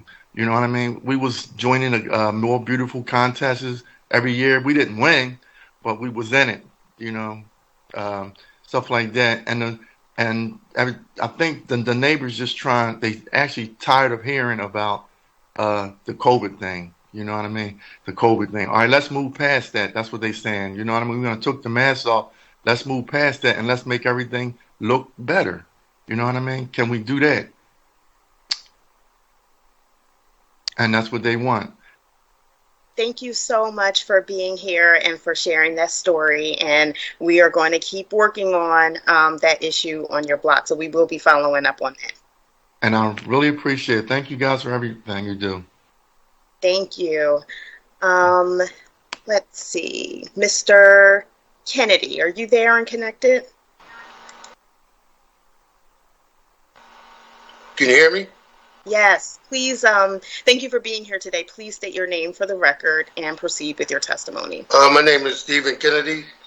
I'm the block captain on the 800 block of South 57th Street. And actually, me and Lorenzo, we grew up together on Broomall Street, so we have the same problems. We have some cars that's been sitting. We have places where they drop trash, like Hoffman area and Kyle Creek Park. You wouldn't know because I was with you when we the basketball court that was giant built out there on Kyle Creek Park between Whippy and Thomas. So I was part of that little committee that was with you that day. So just moving forward, we'd like to get these cars moved because, like Mayor John Street said, my car years ago was what it was. He towed, and it was part of the issue of drugs with abandoned cars, with stealing cars, and violence. So other than that, you have some people, we need these parking spots because when you get home from work, you're a shift worker like myself, there's nowhere to park. And with the carjackers and the violence, this will help curb a lot of things that's going on wrong in our community. But thank you. I need y'all to know I support your hard work moving forward. God bless. We're going to keep working on it, Mr. Kennedy, and thank you so much for being here and for your work in the community. You're welcome.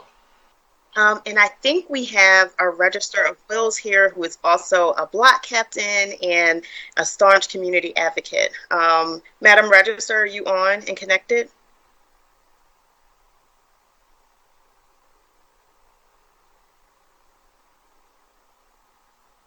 Register Gordon, are you on? Can you hear me? Yes, we can hear you now. Please state Okay. your name. Please state your name for the record and proceed with your testimony. Yes, my name is Tracy L. Gordon. I'm the Registrar of Wills and Clerk of Orphans Court here in the city of Philadelphia. I also serve as a 20-plus year block captain, and this issue is the number one issue of complaints that I receive from the constituents where I live in Southwest Philadelphia, most particularly the 12th District. And on top of my testimony, and I'd like to thank you all for holding these hearings as well. I tried to publicize it so people would hear that you all are listening and trying to come up with a solution. Even though on the streets, they pretty much gave up. But the top of my testimony, I pushed the street administration. And I remember when my grandmother, he was first elected, and he gave the promise of the removal of these abandoned cars. And my grandmother, may she rest in peace, literally cried when they towed away a car that literally sat next to her house for 10 years. 10 years. And she literally cried. And it was like nothing else you could ever say wrong about former Mayor John Street. And I will shout out to him because he made a difference. But we have a different type of animal, particularly in 19142. 19153, which encompasses the 12th district or the 2nd Councilmatic district. We have so many abandoned cars. It is not like it's abandoned by Mr. Joe's brother who didn't have the money to repair his car, or Miss Susan's niece who used to live there and moved out and left her car. We have an organized system of transporting abandoned cars in our neighborhoods, tractor trailers at a time, and they will leave them anywhere, residential areas mostly. And there is no amount of services in the community that's going to be able to combat when you have a neighborhood that's inundated with automobile chop shops, we call them, or tire shops all along and around our avenues. Our avenues, they may be an avenue, but they still are anchors to our residential neighborhoods. And I see on a daily basis, if you ride up Cobbs Creek Parkway going towards the airport, if you ride along any corridor or anywhere near any type of automobile shop, you will count at least 10 abandoned cars, which means that these cars are taking parking spaces, and they are taking city-owned parking spaces and are making them their private parking as opposed to buying a garage. If you ride up Essington Avenue where all the legalized parts chop shops businesses are, you won't count one abandoned car around their area. But you can come a few blocks up in the community neighborhoods, Woodland Avenue, anywhere there is a automobile shop in any part of 19142 or 19153 and also 19143, you will see dozens of abandoned cars. And what's so egregious is when we call, we get that we can't do anything about it because if they're registered or something like that, they could say that we can give them a ticket and say, you have 10 days. And they will come back and they will move it, push it up a couple spots or another block, and then it have to be the 10-day process. This is organized crime as I've never seen it in my life. This is nothing to do with those abandoned cars during the street administration 22 years ago. Those were abandoned cars that residents just, okay, I just abandoned it and that's it. I'm not going to pay for a tow. We, in our areas, which, by the way, is one of the areas with the most single titles, the area with the most gun violence is occurring. And also, just recently, this area is where they found a few immigrant population that were, I think they killed one man, but they were carjacking for parts because parts are worth more than the car. So if you buy a car for $20,000, chop it up into parts, it's worth $60,000. And then you can just ship them. So this also becomes an inland marine homeland security issue that I said that how are these cars allowed to park here, and they could possibly be, and here's the safety issue. Those cars could have been in a drive-by shooting. They could have been in a hit and run.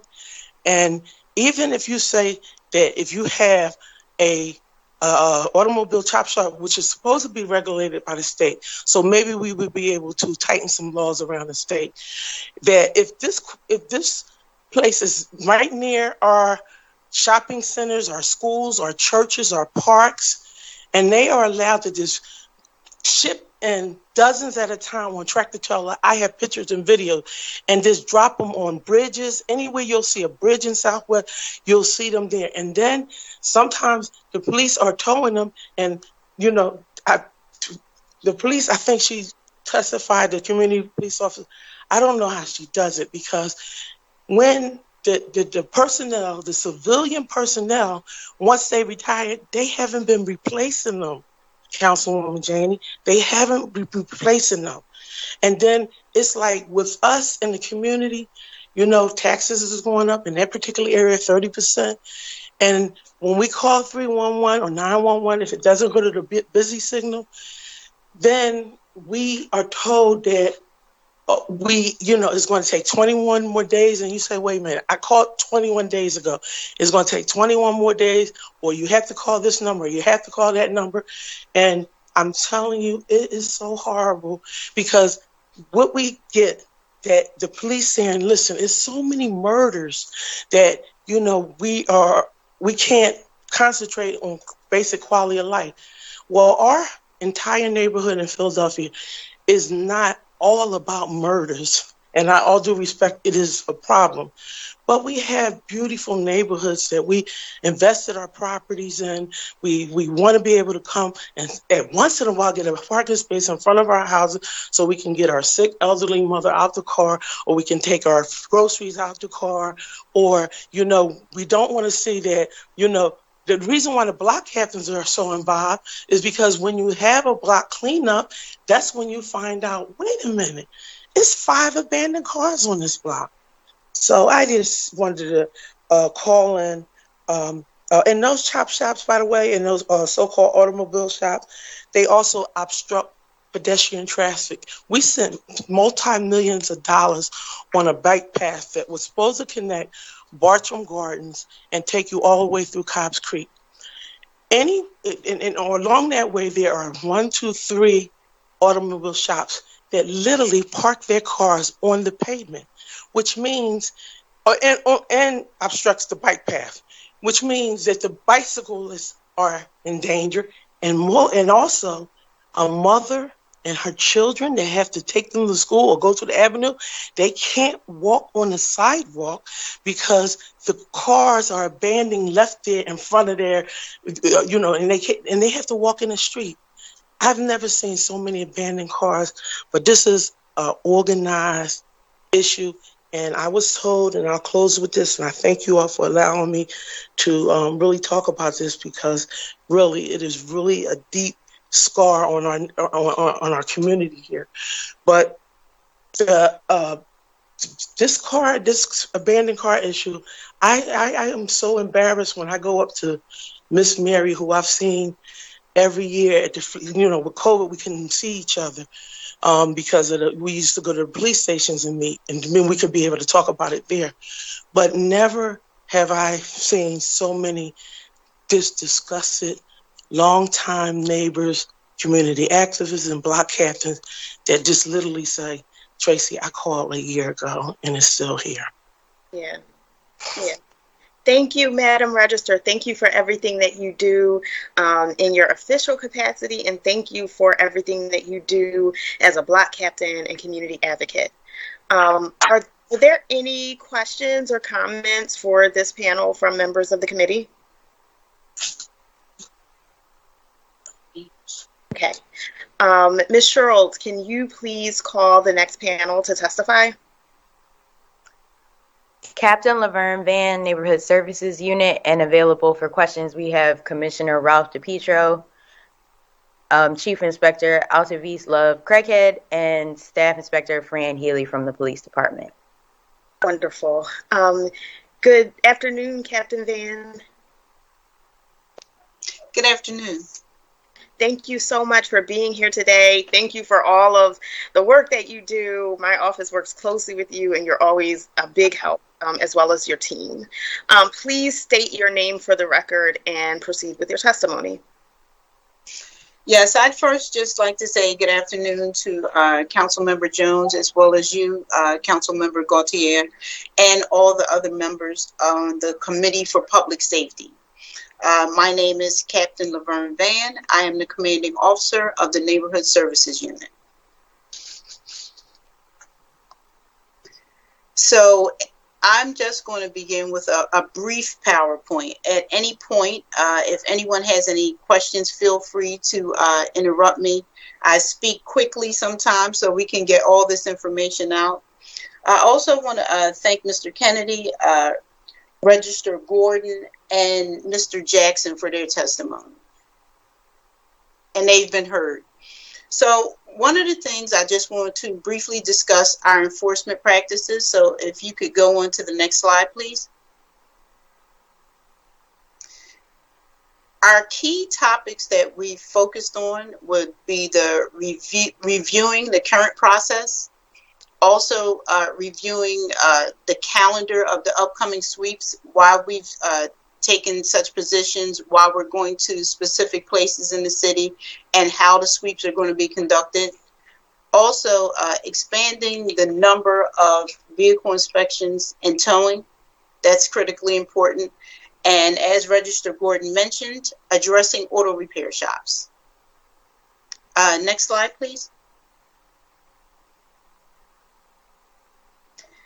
So this is critically important. 311, we partner with them, and prior to major sweeps, we prepare grids that we're going to attack. The grids that are attacked are designated particularly for the pinpoint grids. And as you can see with the heat maps, specific areas are heavily inundated with abandoned autos. Council Member Gautier, you are affected in the 19th district, the 18th district as well, and some of the 16th. Also, Councilwoman Sanchez, the 7th district and the 6th district, right here it's concentrated in East Division. And also Council Member Bass. So if you could go on to the next slide. So this is our current process. Right now, we're looking at 142 days for a vehicle to be gone or removed from the street. Now, this doesn't say that the process has not begun in this period of time, but it is taking that long for some vehicles to be removed. That has a lot to do with COVID, and it has a lot to do with delays that were caused through the state, where Governor Wolf had a mandate for that any process had to be delayed for 4 months, not to tow, and that added to the time period. So I just want to look at it. I just want to just pause here for a second. So sure, 142 business days. That's like, more than 6 months, right? That's about 7 months. Well, we're giving you the extreme. It can be 142 business days, or it could be 2 days. If it's a hazard, we will immediately come out and remove that. But your average is over seven months, so the better part of a year to get an abandoned car removed currently. They're looking at recent averages, and this is with the pandemic, so it can take up to this period of time for some vehicles. And that's not always removal. Earlier testimony indicated that there were 34,000 abandoned cars. We have to be reasonable and say that there are 34,000 complaints. Some of those complaints are duplicates, and not all of the complaints fall into the criteria as abandoned. What do you think the true backlog is? I can't speak to the true backlog, but I do know that some of those numbers are duplicates. Okay. And sorry, I didn't mean that. You can proceed with the presentation. Okay. The customer will submit the abandoned vehicle request to 311. At that point, it goes into new case status. The new case status will then be forwarded to the abandoned vehicle unit, where we put each address from the heat map onto a request in our Excel sheet. Each officer is then, although it's not on the chart, each officer is then provided with a grid to go to address each 311. You cannot skip any of the numbers. We typically try to go in order so that we can address people in the manner that they've submitted the request. When the officer goes to investigate the vehicle, If it comes up in stolen status or it's guard for prints, the detectives will be notified and we follow typical police procedures. And all of that is done in real time. Next,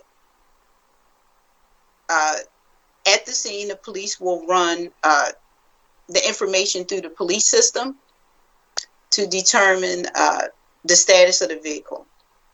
Oftentimes, you will find that people will say that the registration is expired because they have a sticker on the rear of the vehicle.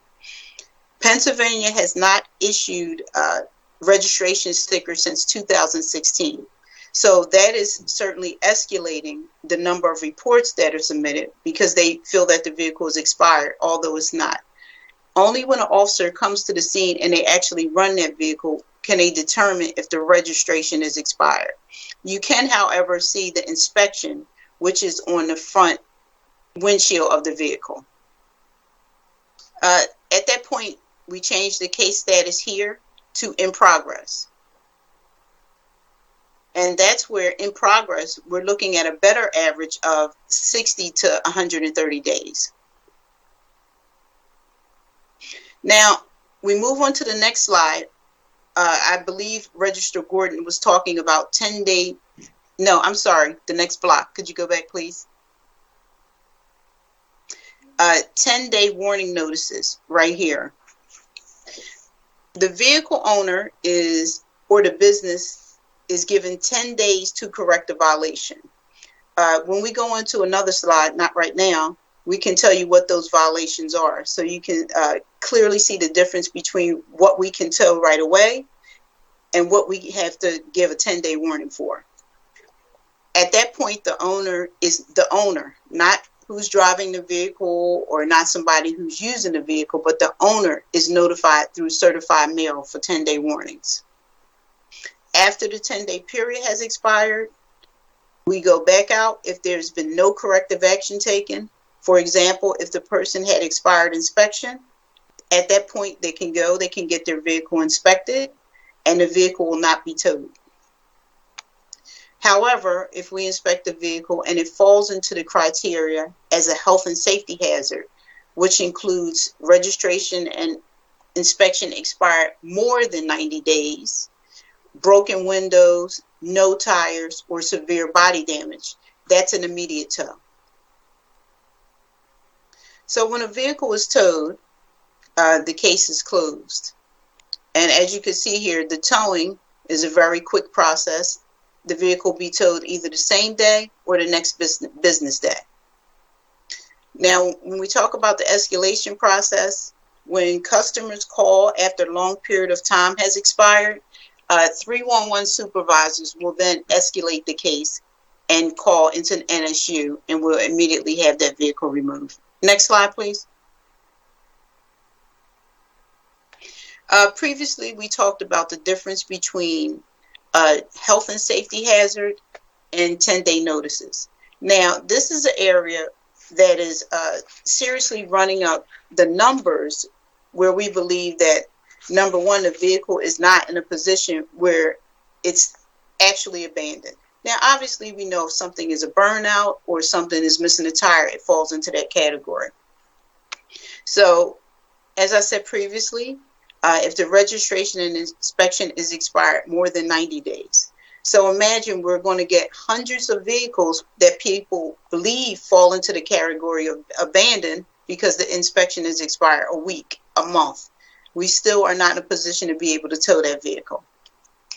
Broken windows, that's an immediate tow. Heavy leaking fluids. The transmission is damaged and it's leaking fluids, we can take it. If we see that the vehicle has not been removed for a long period of time and it's an excessive amount of debris and there are other factors that indicate that it's abandoned, we'll immediately tow that vehicle. Rodents or insects, obviously. No tires or vehicles up on jacks. And severe body damage or burnouts. Now we go to the portion where people report cars and they don't fall into that criteria. We already talked about the inspection and registration, but a deflated tire or a partially flat tire does not qualify as a vehicle that can be towed unless it falls into the inspection and the registration being expired more than 90 days. And we do this because it may be an older person who typically doesn't use their vehicle. So that's not a person whose vehicle we want to take. Or perhaps somebody who may be incarcerated or in the hospital for other reasons. They're not operating their vehicle and the air just went out. Or either a single factor not rising to the level of removal. So, for example, if there's an excessive amount of trash under the car, but it doesn't fit any of the other criteria, we're still not allowed to tow by state statute. Or minor damage. Often we'll get complaints where somebody says the bumper is off of the car. Although the bumper is off, the car is still operable. So, next slide, please. One second. I see Sure. that council member is in queue. Councilmember Thomas, do you have a question now about this particular slide, or do you want to wait? Yes, Madam Chair, that's okay. Okay, sure. So, good morning, good afternoon. Just a quick question. So on the last slide, you showed us two different, basically classifications that these cars could come under. Earlier, the chair asked questions as it relates to the timeliness. And if I remember correctly, it was the equivalent of, I want to say 90 work days. Do both of these type of cars fall in that category, or do the cars that are more of a safety hazard, are we getting those, at least those done faster? It was 142 work days. I'm sorry. There you go. 142. Thank you for clarity. So do both of these categories fall under that number? Good morning, Councilman. No, they don't. Health and safety hazards get towed the same day or they get towed the next business day. Typically the same day. The 10-day warnings, we are not allowed to tow by state statute. We have to notify the owner through certified mail.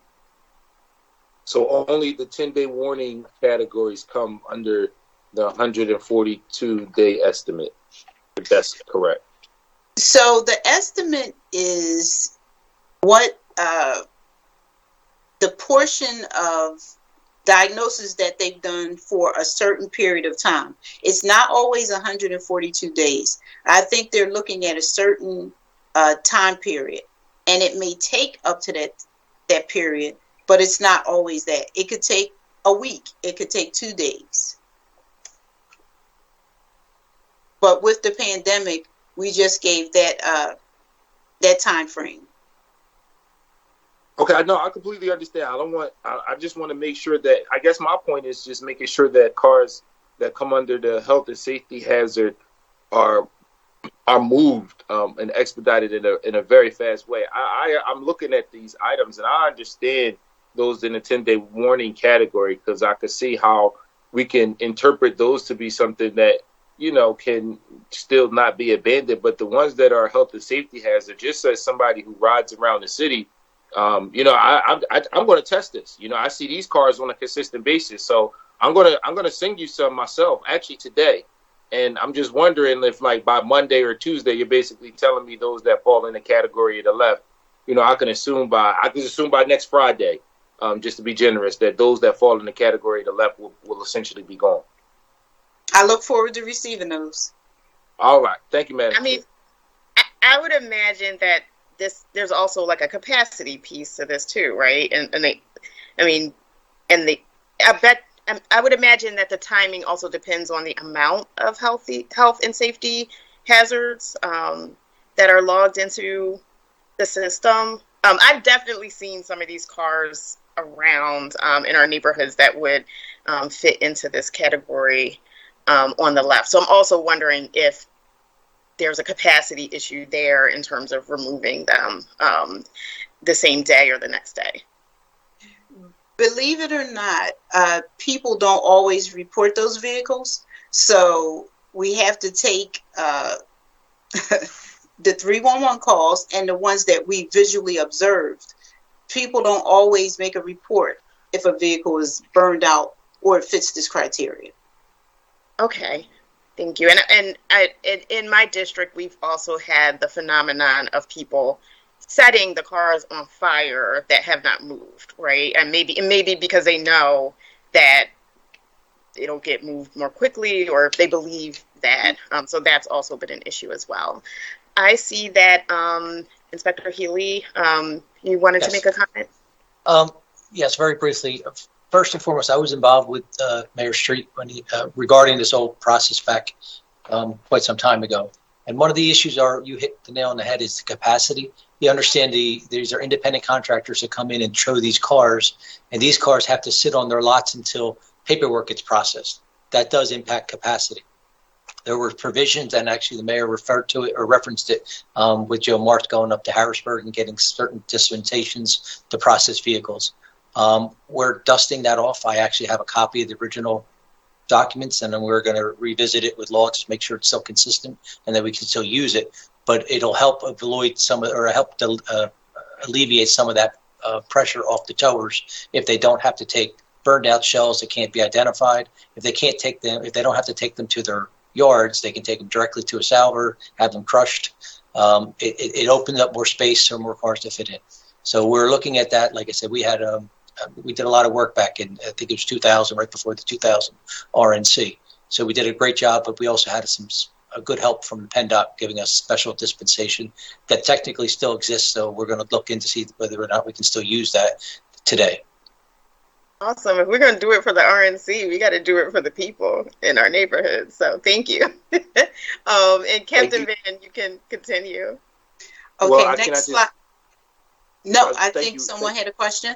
Oh, sorry. Councilmember Thomas. No, I just wanted to say thank you for clarity, and thank you, Captain, for all your work. I appreciate it. I just wanted to get clarity on the slide, and wanted to just say thank you. I appreciate what you're doing, and I'm looking forward to working with you. And Madam Chair, I really appreciate this conversation, and I won't interrupt again, I promise. Thank you. No, I appreciate your question. Captain Van, you can continue with your presentation. Next slide, please.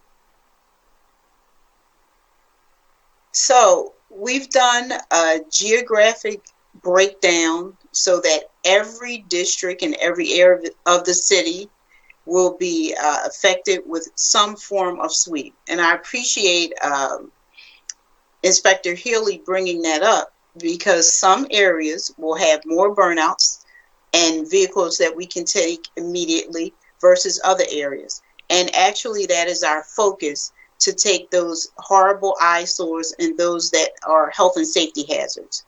So we've actually already done one sweep in the 14th and the 35th, and we plan to return. Just to give you an idea of the capacity that we could do in one day, just in one day, we took almost 200 vehicles that were health and safety hazards. And we recovered some stolen vehicles, and we cleared 1,300 311s in one day. So it can be done. If you notice here, you'll see a difference between a major sweep and a modified maintenance.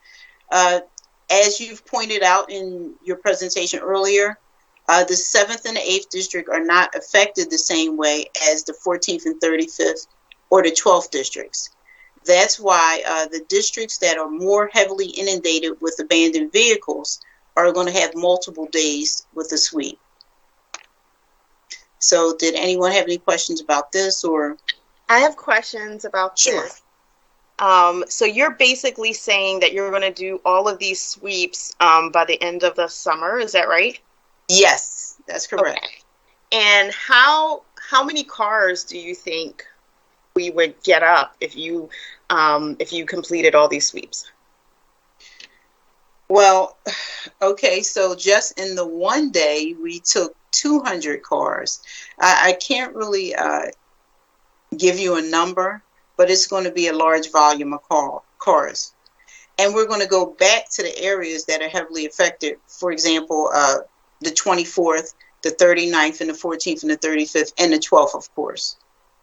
Do you have all the resources that you need to complete these sweeps by the end of the summer? Certainly, we could use more resources, but it's not just going to be the neighborhood services unit. We're going to work with truck enforcement, who's also trained in the 311 process. We're going to also work with the streets department, who is helping us clear out those vehicles that have trash in them before we can remove them. And we're also going to work with L&I so that we can try and attack some of these problematic shops. I heard you say earlier that you didn't think that the 34,000 abandoned car backlog number was real. You thought there were duplicates there. Do you think it's important for us to figure out what that real number is? And do you think it's important for us to actually have a numeric goal with these sweeps that you plan to accomplish this summer? So, the number, I would say it's actually a real number. Somebody is reporting something. But yes, let's use the example. We have a particular address where a person reported the vehicle 39 times. So a lot of times people think that that's going to get the vehicle removed faster by doing that. And actually it causes a backlog because we have to re-investigate each time that's done. Okay. And in terms of having the vehicles cleared by the end of the summer, it's not going to be a perfect solution. It's not going to be all the vehicles, but it's going to cause a major impact. But is it important for us to have a goal? So say it's not really 34,000 cars, say it's 20,000 cars, whatever the number is it important for us to know the number? And is it important for this sweeps activity that we wish to carry out to have a goal for what we're doing? Certainly, goals are always important. And one of the things I wanted to point out that Mayor Street spoke about, there were triple the amount of officers in the unit at that time. And also they had officers detailed in to actually help with the sweep. Now, tow trucks are not a problem. Although we have 11 salvers, we have 5 subcontractors, and a total of access to 254 vehicles that we could use at any time. For example, the sweep that we did in the 14th and the 35th, we used 40 tow trucks just for that sweep. Okay. And I can appreciate that you need more officers, and I think council wants to help you get there. I certainly want these cars up, so I want to help you get there. We need to know what you need to get this done. And I would also ask about sort of the ordering of the districts. Why wouldn't we prioritize based on gun violence that's happening in these districts? We know that this issue is connected to higher levels of gun violence. We know in some areas it's connected to illegal drug activity. It seems like we kind of have a randomized way of laying out where we're going when. Why wouldn't we prioritize these districts differently? So since we have a limited amount of personnel, we also have other things that we're responsible for. So when we could fit in a smaller sweep, that's why we would throw the 7th or the 8th district, because we can fit that in. If we need an extended period of time, or we need to use a day off, for example, we have to move that sweep to a time when we can get a sufficient amount of personnel where it's safe. And actually, the commanders are picking a lot of the zones, and they're having the vehicles removed from their pinpoint area. So we're working closely with the district commanding officers to get that done. And who would need to make the decision to order this in priority of gun violence or other crime that's happening? I mean, we could certainly move things around as needed. That's not an issue. Okay. Thank you. You can proceed. Thank you so much. No problem. Next slide, please. So these are just our short-term goals, and we're almost to the end of the slides. So we wanted a bold reduction in the existing 311 request. Also, we want to impact in pinpoint areas. And if you look at the sweeps that we have done thus far, the majority of those vehicles are removed from the pinpoint. Again, we are not specifically focused on the 10 days, but we're also doing 10-day requests. But the ones that we are specifically focused on are the health and safety hazards, the ugly vehicles, the vehicles that are dangerous, the vehicles that are being used for drugs that Councilman Thomas indicated. We want an obvious physical and visible change in the target areas and a reduction in the fear of crime and to improve quality of life issues. So those are just the short-term goals. So if you could move to the next slide quickly. Thank you. So one of the things we've done for long-term, through education and information, we plan to reduce the amount of 311 requests by letting people know a vehicle that is abandoned versus those that are not. If we can reduce the amount, we can actually get to the vehicles that fall in that criteria. That's why we've done an abandoned vehicle blog for people to refer to so that they can get the information they need. And recently, we've done some frequently asked questions, some things that will be helpful to let people know and guide them towards the right city agency. Citywide maintenance was pretty much the schedule. And we want to increase the pace of the 10-day warnings with the United States Mail and with certain things that are critical in actually reducing the time period that we can get back to these 10-day warnings. We want to increase that. Civilian personnel will certainly help with that on the inside. License and Inspections has actually consented to working with us for some of these problem businesses. I think that Registrar Gordon spoke of the 10-day request and them putting the cars back. What she's talking about is if we go to certain auto repair shops that are problematic, and you know, in the 12th district, there are a lot, and there are an excessive amount in the 15th district. If we go to an auto repair shop, they have 20 vehicles outside. They have minor damage. They're various sorts of disarray. If the vehicles are registered, the shop owners are aware that we cannot tow the vehicle at that time, that all we can do is issue them a 10-day warning. We give that shop owner a 10-day warning for the vehicle. Anything that is hazardous, we take it at that time. We come back in 10 days. Excuse me, Madam Chair. I apologize for the interruption. I was just told Channel 64's live feed is down. So they're currently fixing that. As soon as it comes back up, I will let you know. Okay. Do we have an estimate on how long it's going to be? As of now, we don't, but they're currently working on it. Okay. We should just take a pause. Yes, we should. Thank you. Okay. All right. Hold on, everybody. Hopefully this will be fixed soon.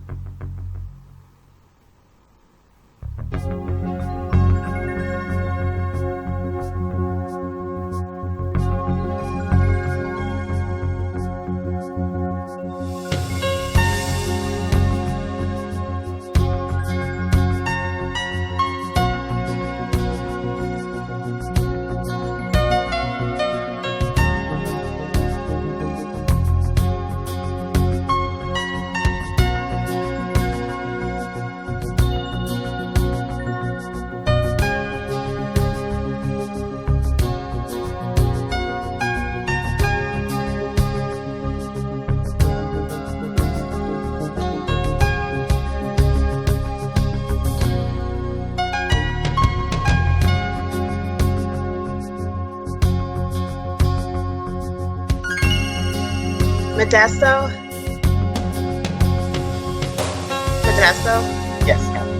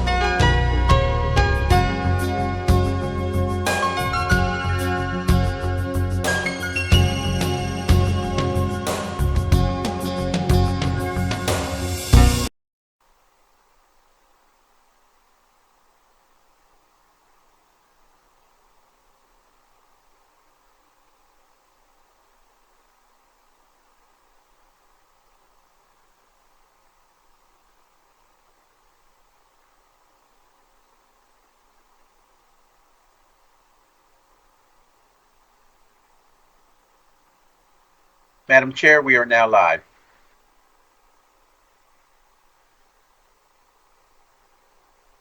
Okay, wonderful. Thank you. Thanks again for your patience.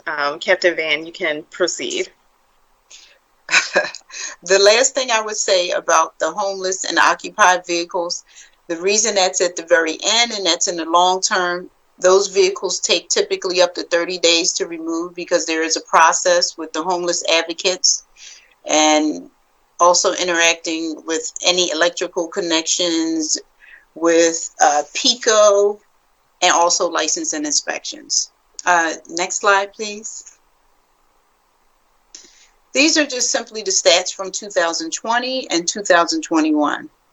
If you pay attention to the abandoned vehicles written that are the top number and abandoned vehicles towed, that's an area that can be affected critically by education. So it lets you know that people are listening when they receive the 10-day warnings. So what this says is that even though we wrote up 14,000 of those vehicles, that next number, there were a serious amount of people that actually adjusted and corrected the violations before it was towed. The 311 no-show request.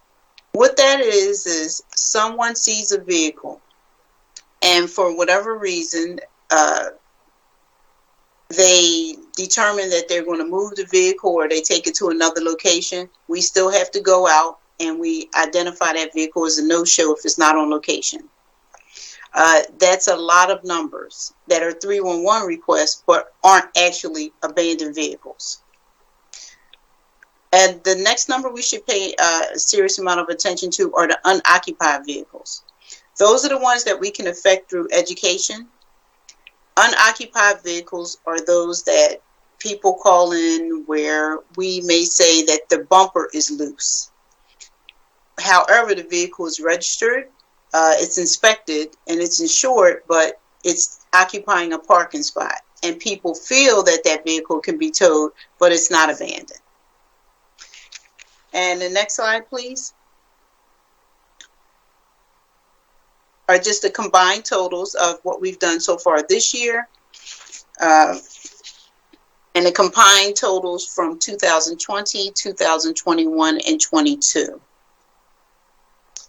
And with that, I'll be open to any questions so I can let you know the steps that we've taken for solutions as well.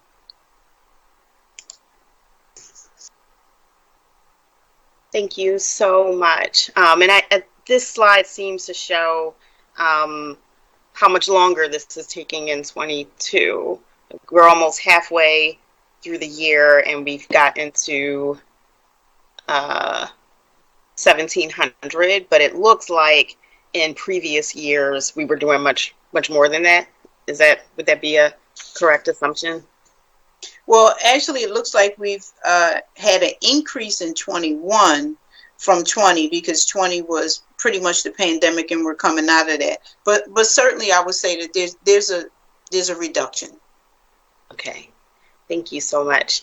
I have some questions before I open up to other members of the committee. Can you talk to us first about what the current staffing at the Neighborhood Services Unit looks like currently?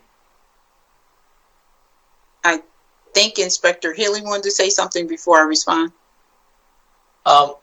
Yes, Madam Chair. Just wanted to touch on some points that I hope you and the rest of the council are aware. I know Sure. Councilman Jones has actually sat in on one of our meetings, but we, through the law department leadership of Kristen Bray, we have a committee that handles the nuisance issues, and we work as a team. What we're really trying to do is a lot more aggressive work on using the existing codes that we have and trying to prosecute things civilly. So we're doing creative ways, and like I said, the one thing is using the previous, from the 40,000 cars, 40 days, the strategies that we received from PennDOT back in the day, they technically haven't been rescinded, and they can be very useful. So we're going to open that again and have the law department just make sure that we're okay with that one. But the other thing is using, I said, a big number of these cars you're seeing are in and around vehicle shops. So we're looking at to see whether or not we can use the existing business nuisance code. This is 9-4400 to see whether or not we can tie those cars to the businesses and then use L&I with the assistant to L&I, who's a big part of our team, to see whether or not we can go after those businesses in that regard. Maybe not necessarily calling them nuisance cars, but nonetheless, they're creating abandoned cars, but they're nuisance vehicles in the fact they're parked on sidewalks, obstructing sidewalks, and where they're tied to that business, we may have a more effective tool to try to get those cars off the street and therefore improve the quality of life. So with the law department's help, we are creating some unique opportunities to make some change, especially with the short jumping as well. The law department is going to take a lead on a lot of civil litigation as opposed to relying on criminal litigation. So we're doing some good work, and like I said, I want everybody to know that we hear you, and we are in fact collaborating and trying to do the best we can. And we will come to you if we need additional ideas, like the captain just mentioned. A great idea, limiting the number of vehicles that can be held on a lot is a very, very good idea. But we're happy to work together with you on anything that you see. Wonderful. And I'm so glad to hear that you're working on this initiative that can really tie these cars to nuisance businesses. We have a lot of these businesses in the 3rd District, and I know that this is an issue in other parts of the city. It seems like you are on to some great ideas and solutions. What's the timeline for you all figuring out if this is something that we can actually do and moving on this? We've already been in discussions with them, so we're in the process. We're already moving forward with the short dumping. We've already met with Streets Department. We're working as a collaborative team. We already have an MOU between our organizations that the law department put together for us. So we're on the ground running on that one already. With this one here, I don't see a problem. We're just trying to figure out the way the 9-4400 is written. It identifies certain nuisance offenses that are given to the offenders, and then that the owners of the property are allowing to occur. We're trying to see how we can, without having to come to you and ask for new legislation, see how we can use the existing one and tie it, and like what offenses should we be writing to who. So we're working with law department on that, but we'll have that worked out, one way or the other by early next week, I'm sure. Okay, thank you so much for that. Captain Van, can you go back to the staffing issue and tell us what's your current staffing like in the neighborhood services unit? Well, when we did the 1,000 cars in 40 days, there were probably triple the amount of officers that we have here now. Okay, and what's the number that you have now? Currently, we have 23 assigned, but 5 of those are out with injuries or not in a position where they could actually go out and do abandoned vehicles. Okay. And what do you think are the issues with staffing capacity for your unit? Why don't we have the officers that we need? Well, I don't determine where officers are placed when they come out of the police academy or transferred. We have to pretty much work within the perimeters of what we have. So we made some changes by, rather than reassigning someone to a district, we will reassign several to a division. We'll work as a group rather than working as an individual. Okay. For example, with sweeps. Okay, so you said you have 23 officers and 5 of them are out. So really you have 18 officers working on this issue across the city. What do you think would be optimal to get, these cars off of the street and really dig into this issue in a big way? Well, certainly if we did a large initiative like the inspector spoke of, and we're working on something like that. We're also in an ongoing working group with the managing director's office, and they're also putting input into this large event that we're trying to have, but we're chipping away at it with the minor sweeps in the meantime. But what do you think it would take from a staffing level for us not to, chip away and do sweeps here and there, which we appreciate greatly, but what kind of staffing complement would you have to really go forward full force to get these cars up in a bigger way and to clear the backlog? Ideally, if we had 6 to 8 more officers and 2 civilians, because obviously this is a lot of administrative work. 4 of those people do work inside, but they are also cross-trained to work the street as needed.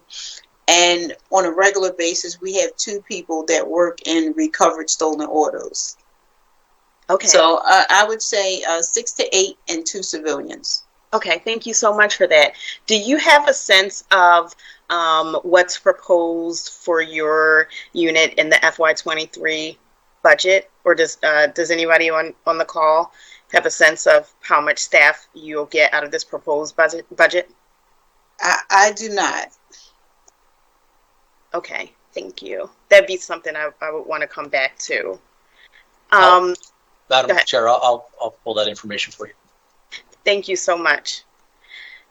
I understand that some officers are currently covering more than one police district. How many officers are stretched to more than one district, and how does this slow down the process of investigating vehicles and getting them ultimately off the street? Ideally, every officer that we have is covering more than one district, and some districts don't require the same level of service as other districts. For example, the far northeast does not need the same amount of attention as East Division. So we make adjustments as needed. Okay. How often and how many officers are pulled to special projects now that prevent them from ticketing abandoned cars? So as an example, I read the article in the Inquirer about the abandoned car backlog, and I read that, officers are being pulled for the Center City initiative, which I found interesting because there's so much going on in our neighborhoods right now where we really need, attention and support. So how often does that happen, and for what reasons? Since January, 7 officers have been detailed out. Deputy Dales recently pulled one of the officers from the Center City detail, so we're not responsible for that anymore, but we do work pinpoint grids, 6 officers each day. Okay, and how frequently do you think that, the 17 officers that are kind of under your supervision to do this work are pulled for other work or other initiatives? Each day we're assigned to the pinpoint grid, 6 of those officers. Okay, thank you. And the pinpoint grid is mostly areas where we're seeing high levels of violence. Is that? That's correct. The commanders have identified specific areas citywide, and we send 1 officer to those areas. For example, the one in the 35th is on Wingahocken, and it covers a 4-block area. So we send an officer there each day. Okay. How does trash being in an abandoned vehicle that needs to be towed affect the timeline for having that car removed? Whenever there is a vehicle that is filled with tires or trash, we have to contact the streets department first, and the streets department must remove the trash, and then we could tow the vehicle. And typically we like to be there at the same time because they'll refill the vehicle with trash. We work very well with streets and coordinate with them. So if we clean a vehicle today, we take it tomorrow. Okay. We found that this is an issue many times, that streets will clean out a vehicle, but it will get dumped in again before the solvers are able to tow it. So is there even more that we can do to have the neighborhood services unit work with streets to schedule, the clean outs and the towing on the same day, perhaps? No, streets has actually been perfect in coordinating with removing the vehicles, with cleaning the vehicles prior to tow. And streets also helps us out with the mobile homes that are in a condition where they can't be towed, and they'll destroy the mobile home on the street and put it in the back of the truck or a small boat. Okay. What additionally could we do to make this process more equitable. It was very striking to me to look at the controller's data and to see that no matter what quality of life issue we were talking about, whether we're talking about, trash pickup or illegal dumping or blighted properties or abandoned cars, there's a huge disparity in the service calls that are coming from the neighborhoods versus Center City and the wealthier areas of our city, right? And that the neighborhoods that are issuing the most service calls are also the neighborhoods with the highest levels of gun violence. What can we do to target our work differently so that we're addressing the neighborhoods most in need with a higher level of priority? Well, certainly that's something we could look at, changing the approach and how we look at and how we respond to certain areas. But you also have to keep in mind that Center City does not report a lot of abandoned cars. So that's why their numbers are lower. Well, there's also the sense, I know many people throughout the city feel like these conditions would not be allowed to exist in Center City. It just wouldn't happen, right? But there seems to be a different approach when it comes to our neighborhoods. Inspector Healy? Yes. During our unexpected break, the chief inspector, who's out on business, but she's checking in on a hearing. The notion that you brought up is trying to tie this to gun violence and drug activity. It honestly makes sense. I mean, so it's something we're going to look at. Very much so, to see whether we can in fact do exactly what you're saying, is prioritize what we're doing so there's a synergy between our pinpoint grids and exactly what our officers are doing in the towing. So that is something that the chief, she's on the road now, but she did say we were committed to looking at to see how we can do that better. That's fantastic. All right, I have just a few more questions about L&I and how you all work together, and then I'll open it up for any questions from members of the committee. And I am sorry if I'm asking you to repeat some of the things you said during the presentation, but this is a very kind of complicated issue, so I want to make sure I don't miss anything. When does L&I get involved in the removal of abandoned vehicles? Okay. L&I doesn't remove the vehicles. How L&I could help us is with either shutting down the shops or issuing them citations as we remove the abandoned vehicles. I believe Mr. DePietro is on here and he can explain more to you. And if I can just jump in very quickly, the L&I, we work very well, but L&I really doesn't have the authority in the abandoned vehicle process. So we're talking about how they can combine with us to use their resources against the businesses that are driving some of this work. So we've been in collaboration with Commissioner DePietro and many of his people on, like I said, just what we're talking about earlier is how can we use creative solutions, use a law department, do a different type of prosecution civilly against the businesses. And oftentimes the business is much more responsive when you're talking about losing your license.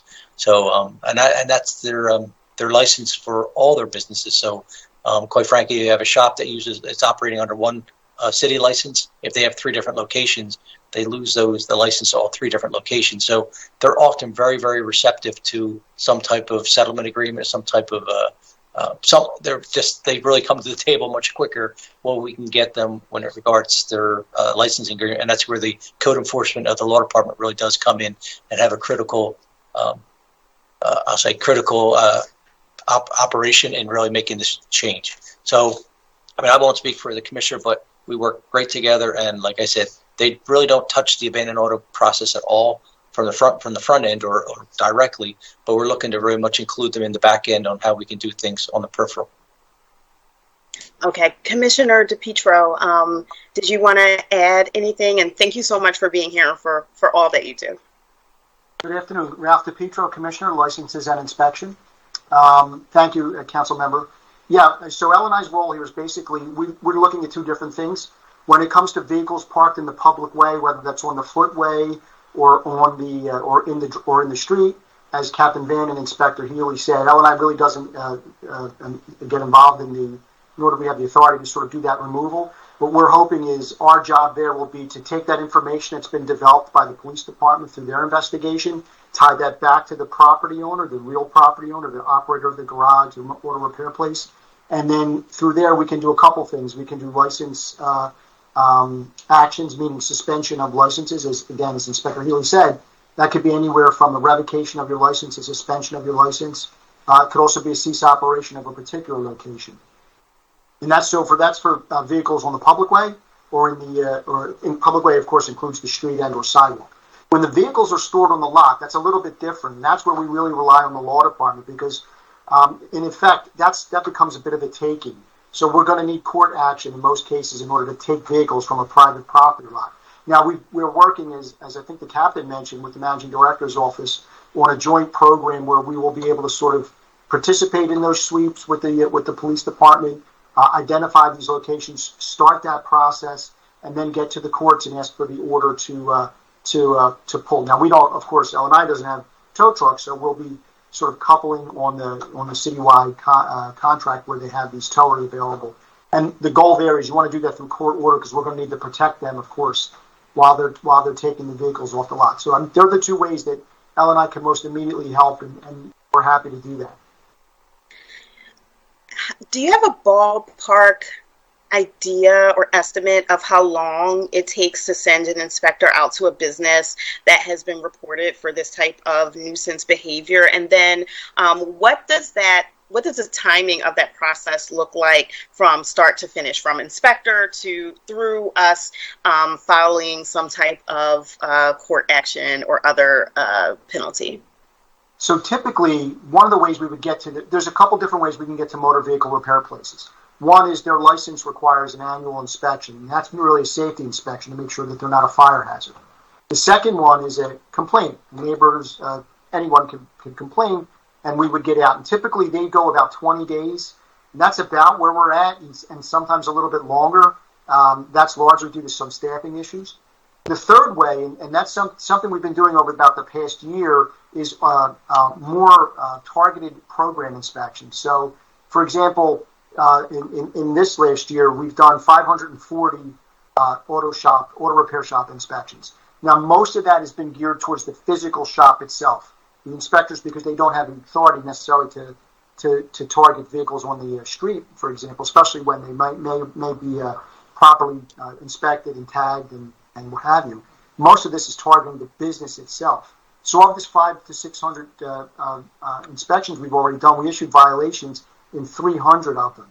Now the process typically goes, we get out there, whether it's a complaint, whether it's the annual inspection for the license, or whether it's part of our program.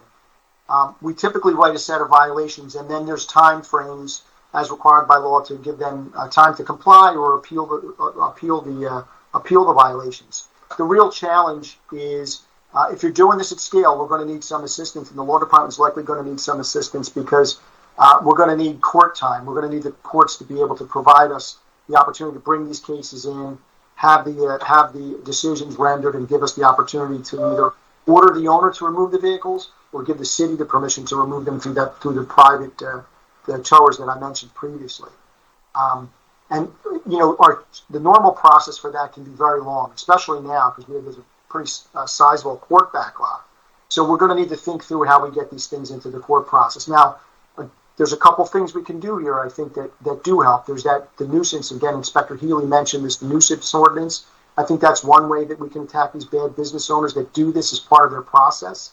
And the other thing is the cease operation is pretty compelling. Now, that doesn't necessarily cure the vehicles on site, but it will stop them from bringing more vehicles as we move through the court process to actually get an order to remove them. It's one of these things where it requires, as several folks have smartly recognized, it's going to require a joint approach. You're not going to be able to solve this, just by towing the vehicles. That's great, and I know the communities appreciate that. But you see all too often they'll just load the streets right back up. So it's going to require a much more coordinated effort, I'm sure. Of course, you know this. Did you say that you had completed 500 of these of inspections of these types of businesses? Yeah, we have a concern, generally speaking, with motor vehicle repair places. They tend to be a little bit more on the hazardous side because of the way they operate. They're using gasoline. There's different equipment that create sparks and have ignition hazards. So we're always concerned about those. And so what we did is we queried our system, pulled out it was actually 530 locations where we know that there is a motor vehicle repair place, and we had our inspectors go out. And what we did is we prioritized based off of two things. We prioritized based off of the poverty level. So areas that are well below the poverty level, we went there first. And also areas that were primarily minority, were larger scale minority occupants. And I'm happy to share afterwards some of the mapping on that if you want to see and talk about it, we'll do that. So we sort of prioritize it that way because we know there's certain areas of the city where this is just rampant. Again, I think one of the folks mentioned Southwest Philly. We know Southwest Philly is a place. Council Member Sanchez's area has a larger. We did 80 or 90 inspections just in her district. They had a very large pool of these motor vehicle repair places. Many operate perfectly fine. They're a benefit to the community. They're good neighborhood partners, but unfortunately, many do not. Over what period did you perform the 530 inspections? That's most of that was from. Now we've always sort of done these, as I said, in sort of scattered fashion. But the 531 at least was done in 2022, so that's this year. Okay, very good. That's going on. That's ongoing because there's a lot more of those in the city, and we're also coupling that. You may know that there's a new tire ordinance that went through not too long ago, which is going to require tire shops, places that deal in tires, to be licensed. So in advance of that, we also went out and looked at a bunch of those places. The goal there was to let them know what the law requires. We wanted to be able. It was more instructional. There's 123 places that we visited so far this year. And the goal there was to let them know what the law requires, what their responsibilities are as business owners. But in very many cases, these tire places are also the same auto repair places. They do multiple things. So we're approaching it both from both of those angles. But this sort of sweep is something that we want to participate in through our nuisance unit, which is, as the inspector mentioned, is also tied to the city's larger nuisance business community. What kind of support would you need in the FY23 budget to really be able to give this new collaborative initiative legs? I'd like to see some additional inspectors. I think we could probably supplement our existing staff with 3 or 4 additional inspectors. Remember, we can do this with the current staffing, but that means I'm going to have to prioritize other things down. So, in order to not do that, it'd be nice to have a few additional inspectors, at least 3. We do have plans. Of course, we have 2 classes. One is currently in the training program. One's coming at the end of the year. But it would be nice to have at least additional 3 inspectors. But I really should mention that there's going to be additional support downstream. Law department, you probably want to speak to them and find out what their capacity is too, because we're really going to need them to sort of help us through the goal line with it. Thank you. And I see Kristen Bray is on from the law department. Can you speak to us about the law department's role in this initiative and what you would need in the FY23 budget to really do this in the way that, it deserves to be done and to see even more of an impact? Good morning or good afternoon, council member. Forgive me for not having my camera on. We would need a couple more attorneys, depending on the resources given to both L&I and police department, to ramp up these various inspectional programs. We're always here and happy to support our colleagues in those departments as they try to abate these nuisances and the violence in those committees, in the communities, and help out the communities and make them better places to live. But we're always kind of the downstream partner, and we always need to have those resources to kind of help us with both attorneys and probably the support staff as well. Would you be able to get back to this committee with a specific layout of what you would need out of the FY23 budget to participate fully in this initiative over the next year? Yes, ma'am. Thank you. Are there any other questions or comments from members of the committee for this panel?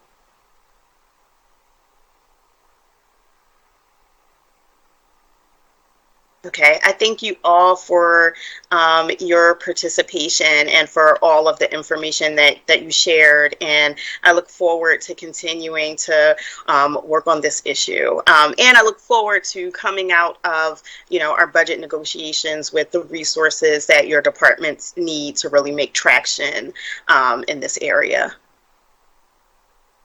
Ms. Schultz, can you call, are there people still logged on for public comment or have they all dropped off? I believe that they're still on with council support and they need a couple of seconds to call folks in. Okay, wonderful. So Modesto, we can get the public commenters lined up. Sure, Madam Chair. We're just going to need a short break to get public comment in, and then we can start the live broadcast. Okay, let me know when we're ready. Okay, great. Thank you.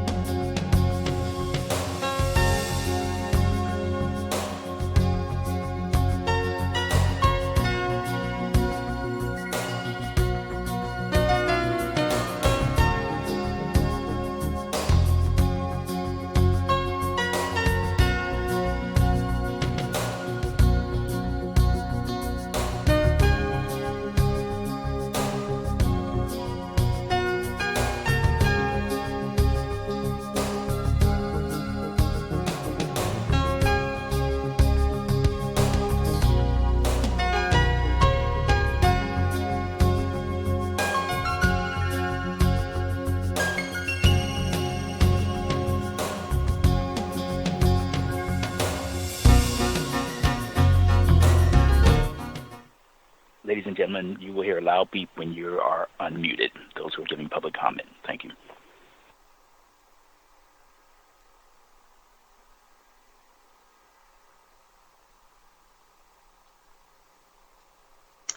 Madam Chair, we are now live. Wonderful. Mr. Zachary, are you there and connected?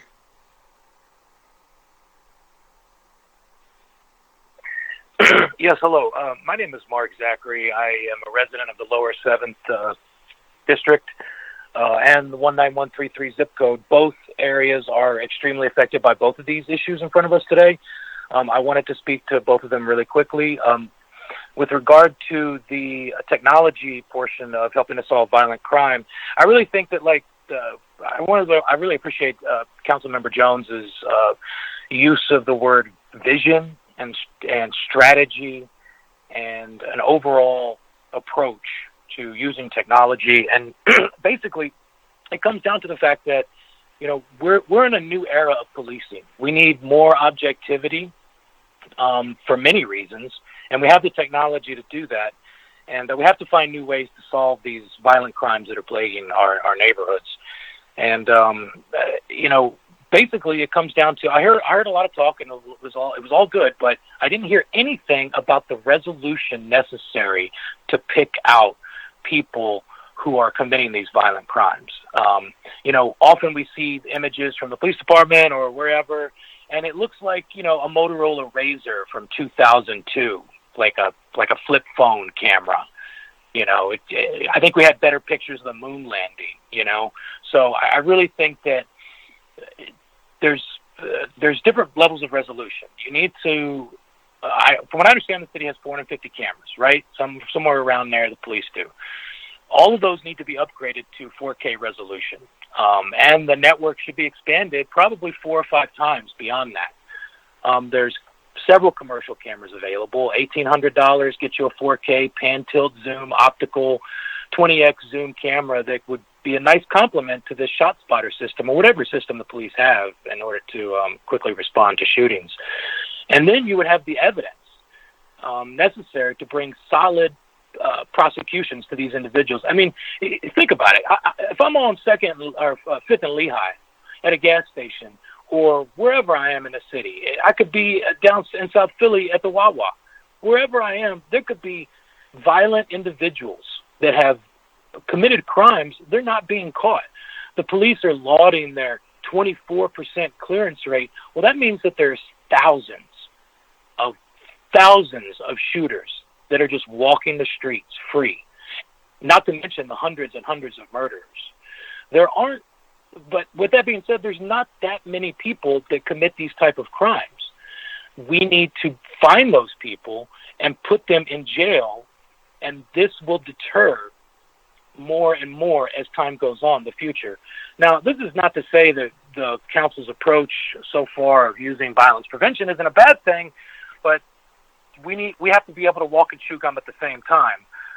We can work on some of these systemic issues, work on violence prevention, while also providing the technology needed to gain successful prosecutions of these hyper-violent people that are affecting everybody in the city. It is a scourge. And in terms of the abandoned automobiles, I'm a hyper user of 311. I've been using it for about 10 years now. Well, maybe like 8. I've probably put in 3,000 to 4,000 requests. A lot of those are abandoned automobiles. And this whole line from the police department about, oh, well, it's COVID, even if this existed before then. Okay, this is something that has been building up. And I'll put in a request. Let's say it's at 2552 Mutter Street, right? Then it's all vacant lots there, right? So it's very hard to determine the exact parcel address. So then I'll get it kicked back saying, oh, it's no longer on site. Well, the vehicle's still there. It's like right on that same block. They're just ignoring it. So, I definitely think the police could do a better job. And also, there are patrol officers. If a vehicle doesn't have a license plate, that vehicle is eligible to be towed right away, is it not? Why can't regular police officers on patrol stop what they're doing for 10 minutes and write a vehicle up and send it on to the unit? I was told, oh, well, we can't do that. That's a separate thing. Why? Why is it separate? And then as far as these mechanic shops, I'll end on this. There's one on Trenton and Dolphin the Trenton Dolphin Cross, where Frankfurt hits it right there. This guy puts his vehicles all up and down that whole triangle right there, without license plates, without inspections. He has taken advantage of public space in this city for a decade since I've been here, and no one does anything about it. I've emailed Councilman Squilla's office about that, and they said, "Oh, well, we'll look at that. Oh, of course, we'll check that out." In the meantime, I just drove by there today. Their vehicles are still there.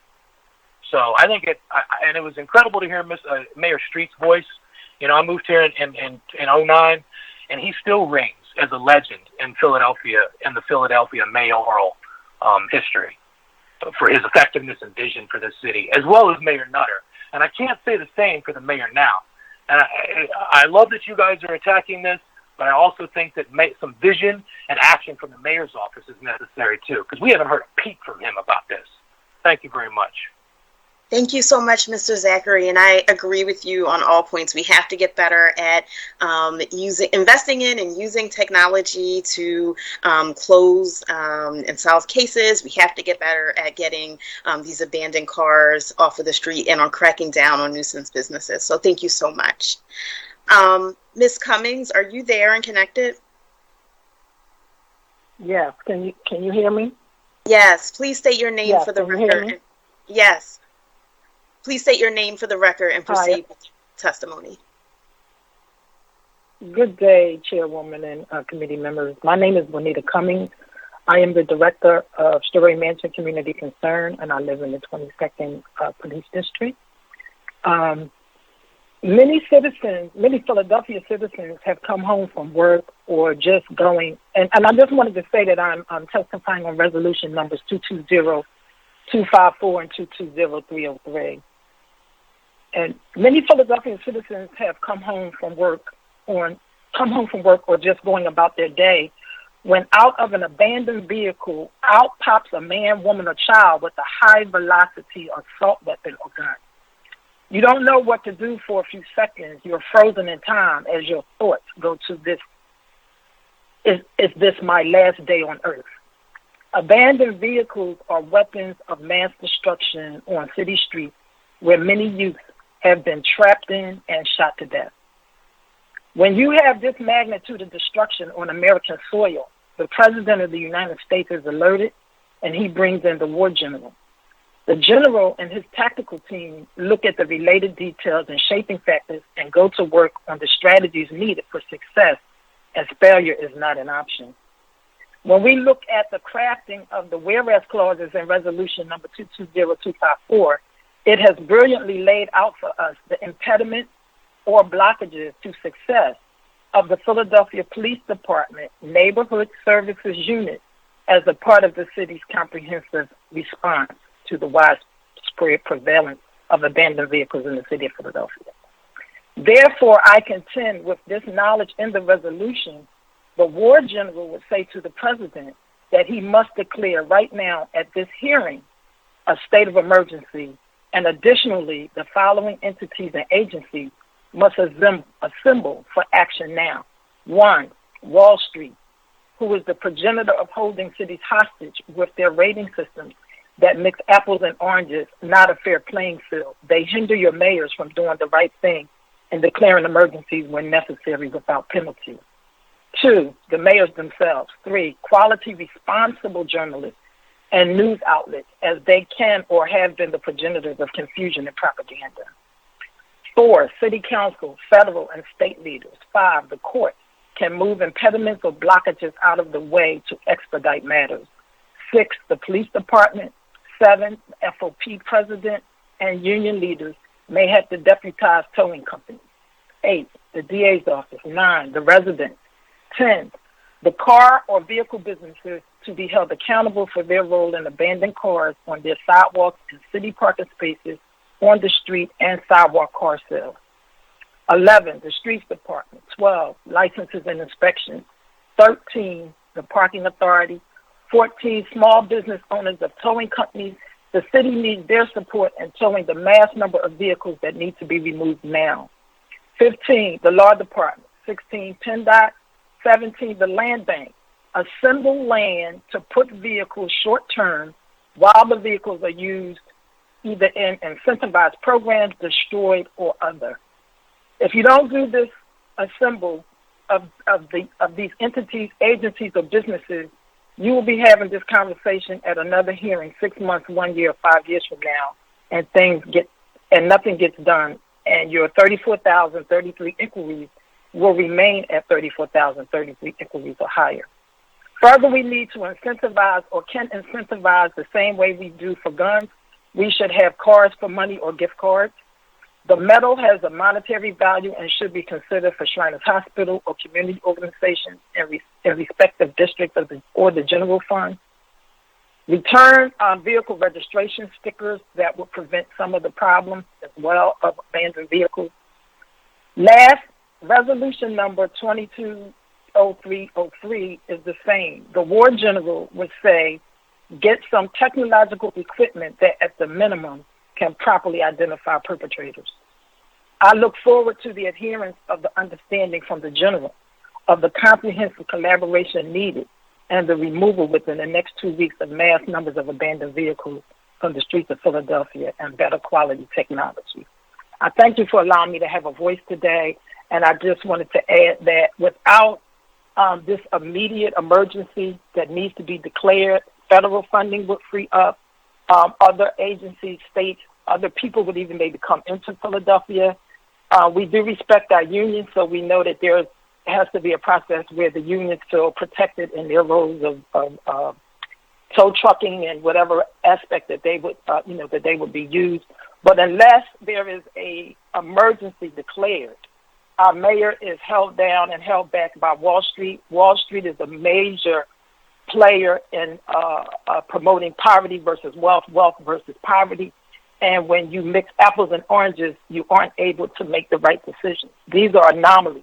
They will go away. They're not defining our city, and we should not be rated by a process or an entity or an agency or however Wall Street works by violence that is induced by or contrived by certain conditions. So I just want to thank you for allowing me to speak today. Thank you, Ms. Cummings, for your testimony, for all your work in your community, and for so eloquently laying out how, solving this issue and all of the quality of life and violence issues in our community is going to take intense collaboration and cooperation from council, the mayor's office, and every other stakeholder involved. So thank you so much. Kelsey Dugan, are you there and connected?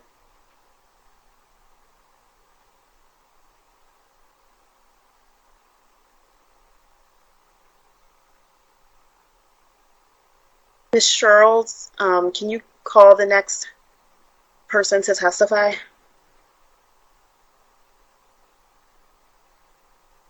Danny Sendejas. Mr. Sendejas, are you there and connected? Yeah. Hi, can you hear me?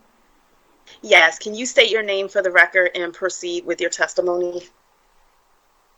Yeah. Hi, my name is Danny, and good afternoon. I'm a field organizer with Media Justice, a national organization fighting for the communication and digital rights for communities of color, and we drive a number of campaigns focused on media and tech issues, such as fighting for an affordable and open internet, holding tech platforms accountable for hate and disinformation, and to fight to disrupt the use of surveillance tools used to criminalize and incarcerate marginalized communities. The work that we do and support, including that of Media Justice Network members based in Philadelphia, is about working toward communities that are truly safe by having what they need to thrive, things like housing, healthcare, and education. Policing and companies like ShotSpotter, though, are running counter to goals of true safety by attempting to sell our dangerous, flawed surveillance weapons. ShotSpotter's claims of quote-unquote gunshot detection have been proven to be false, with one study finding that 91% of ShotSpotter-activated police dispatches were dead ends. So this is being thousands of deployments. And while ShotSpotter has also been shown to not have any impact on the crime it's supposedly trying to reduce, it does maintain and expand surveillance and policing of particularly Black and brown communities. These increased interactions with police have led to more violence and even death, as was the case of 13-year-old Adam Toledo, who was killed by police following a ShotSpotter alert. Additionally, ShotSpotter alerts have also been used to falsely accuse and incarcerate people, as were the cases of Michael Williams and Sylvan Simmons, who later had charges dropped because ShotSpotter evidence was questioned and abandoned. A Vice article named ShotSpotter as collaborating with police to alter reports, and another Vice article already has listed that multiple cities have cut ties with this company. As organizer and author Tawana Petty teaches us, surveillance isn't safety. These surveillance tools, or rather weapons, expand the harms of policing and further risk the safety of our families and loved ones. We urge you to take lead from communities most impacted by harmful surveillance and policing by using public funds to invest directly in community needs, not ShotSpotter's greed. Thank you. Thank you so much, Danny. That's a very, for sharing that very important information and perspective. And we have to absolutely consider everything that you said as we think about moving forward with some of these technologies. Ms. Sherles, can you call the next person to testify? Alex Goodwin. Alex, can you state your name for the record and proceed with your testimony? Yes, sorry about that. Hi, my name is Alex Goodwin. Wonderful. Please proceed. Thank you. Good afternoon, y'all, and thank you for this opportunity to participate in public comment today. I'm an organizer in Chicago where my work focuses on the relationship between Wall Street and policing and surveillance. And today I'm going to provide comment for resolution number 220303 and talk about the audio surveillance company ShotSpotter and the lack of effectiveness that this gunshot detection technology has had on crime fighting in Chicago. In Chicago, the ShotSpotter audio surveillance equipment covers 80% of Chicago's Black population and 70% of Chicago's Latinx population. The justification is that these are the neighborhoods with the most crime, and while that may have some truth, these are also the neighborhoods that receive the least amount of investment. And when they are invested in, it comes in the form of more policing and more surveillance. ShotSpotter boasts a 97% accuracy rate in detecting gunshots. However, research has found that this number is flawed because the technology cannot tell the difference between gunshots and other loud sounds such as fireworks. The 97% accuracy rate exists because it is the responsibility of police departments to report back if the alert was correct or not. And when police departments do not report back, the assumption is that the alert was correct. Gunshot detection and audio surveillance put communities of color and low-income communities at risk for violent and harmful interactions with police who believe they're entering a hostile situation. But only 1 in 10 ShotSpotter alerts actually turns up evidence of a gun being present. ShotSpotter alerts in particular have led to the police killing of a 13-year-old, an elder being falsely accused and charged with murder, inflated statistics about gun crimes, and contributes to a legal stop and frisk. ShotSpotter has been able to fly under the radar and grow its influence and its profits in the surveillance industry under the guise of supporting public safety. ShotSpotter is taking advantage of the public safety issues our communities are facing by taking millions of dollars away from structural investments that will truly decrease crime and instead using that money to line the pockets of their executives. It is quite shameful. I have nothing to gain by being here today except for giving my support to the people of Philadelphia to get resources for the things that we need. ShotSpotter was here this morning vying for a contract to spend your public dollars. I know that I'm not from Philadelphia, but I do know that our Black, brown, and poor communities around the country face a lot of the same things, including crime and violence, and our people are desperate for solutions. ShotSpotter and surveillance technology is not that solution. ShotSpotter leans on the tagline that their technology saves lives, but their technology and profits rely on crime being present. They do not have an incentive to decrease crime, and Chicago has not seen a decrease in crime with the use of ShotSpotter. ShotSpotter says it's not the crime-fighting solution, but it is a tool in the toolbox. However, the data shows that this tool is ineffective, even when part of a larger crime-fighting strategy.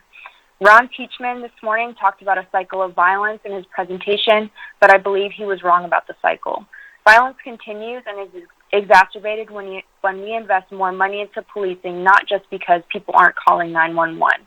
I urge the city of Philadelphia and its elected officials to cut any relationship or potential relationship with this harmful audio surveillance company and invest that money in structural forms of violence interruption and prevention, such as jobs, housing, and mental health care if we really want to cut cycles of violence. Thank you. Thank you so much, Alex, for that important testimony. Ms. Charles, do we have anyone else left to testify?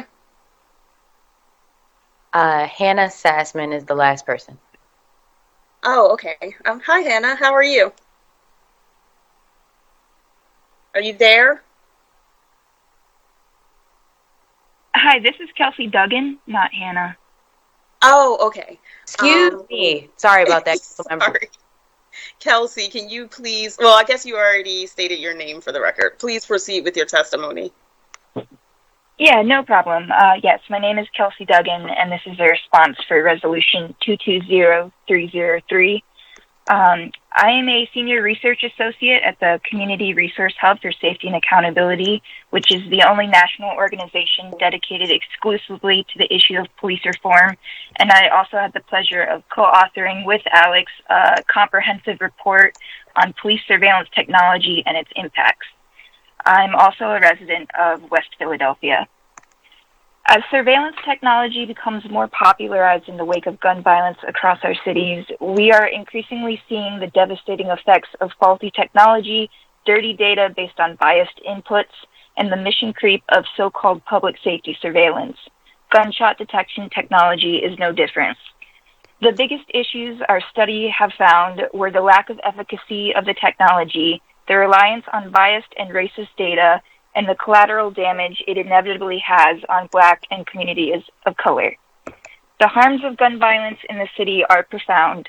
The damage of surveillance technology is as well. According to our research, ShotSpotter so far has a 75% false positive rate, as well as a pattern of fabricating, deleting, and modifying data after the fact to fit a gun violence case. The data used by these kinds of tools is based on historically racist pre-existing information that is further used to create new algorithms to predict an individual's risk to society. The damage does not stop at the person being surveilled. These forms of surveillance can capture and harm family members, community members, and youth as well.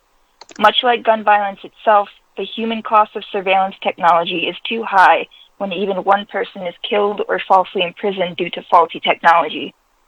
To solve gun violence, you must target its root causes. The city has been ravaged by generations of poverty, inequity, and now a seemingly never-ending health crisis. The burden of the cost of gunshot surveillance technology is carried by the very communities that need help the most.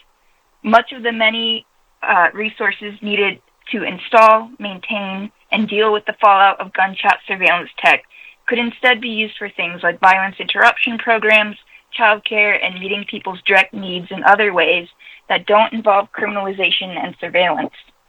Cities in Massachusetts and North Carolina have already canceled their ShotSpotter contracts over efficacy concerns, with cancellation efforts ongoing in cities across the U.S. Philadelphia should not have to become another trial and error experiment for ShotSpotter. There's not enough time to highlight the ways gunshot detection technology is unreliable, faulty, and dangerous.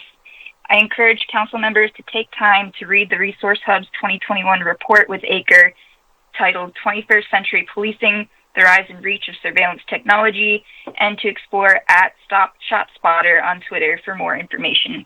Thank you. Thank you so much for that testimony, and we'll definitely make sure to review that data. Is there anyone else left to testify whose name has not been called?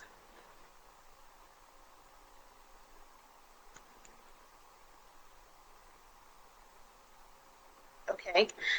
There being no further questions from members of the committee and no other witnesses to testify, I want to thank all of the panels and witnesses for their participation today. Thank you so much, and I look forward to continuing to work on this issue. Have a great day, everybody.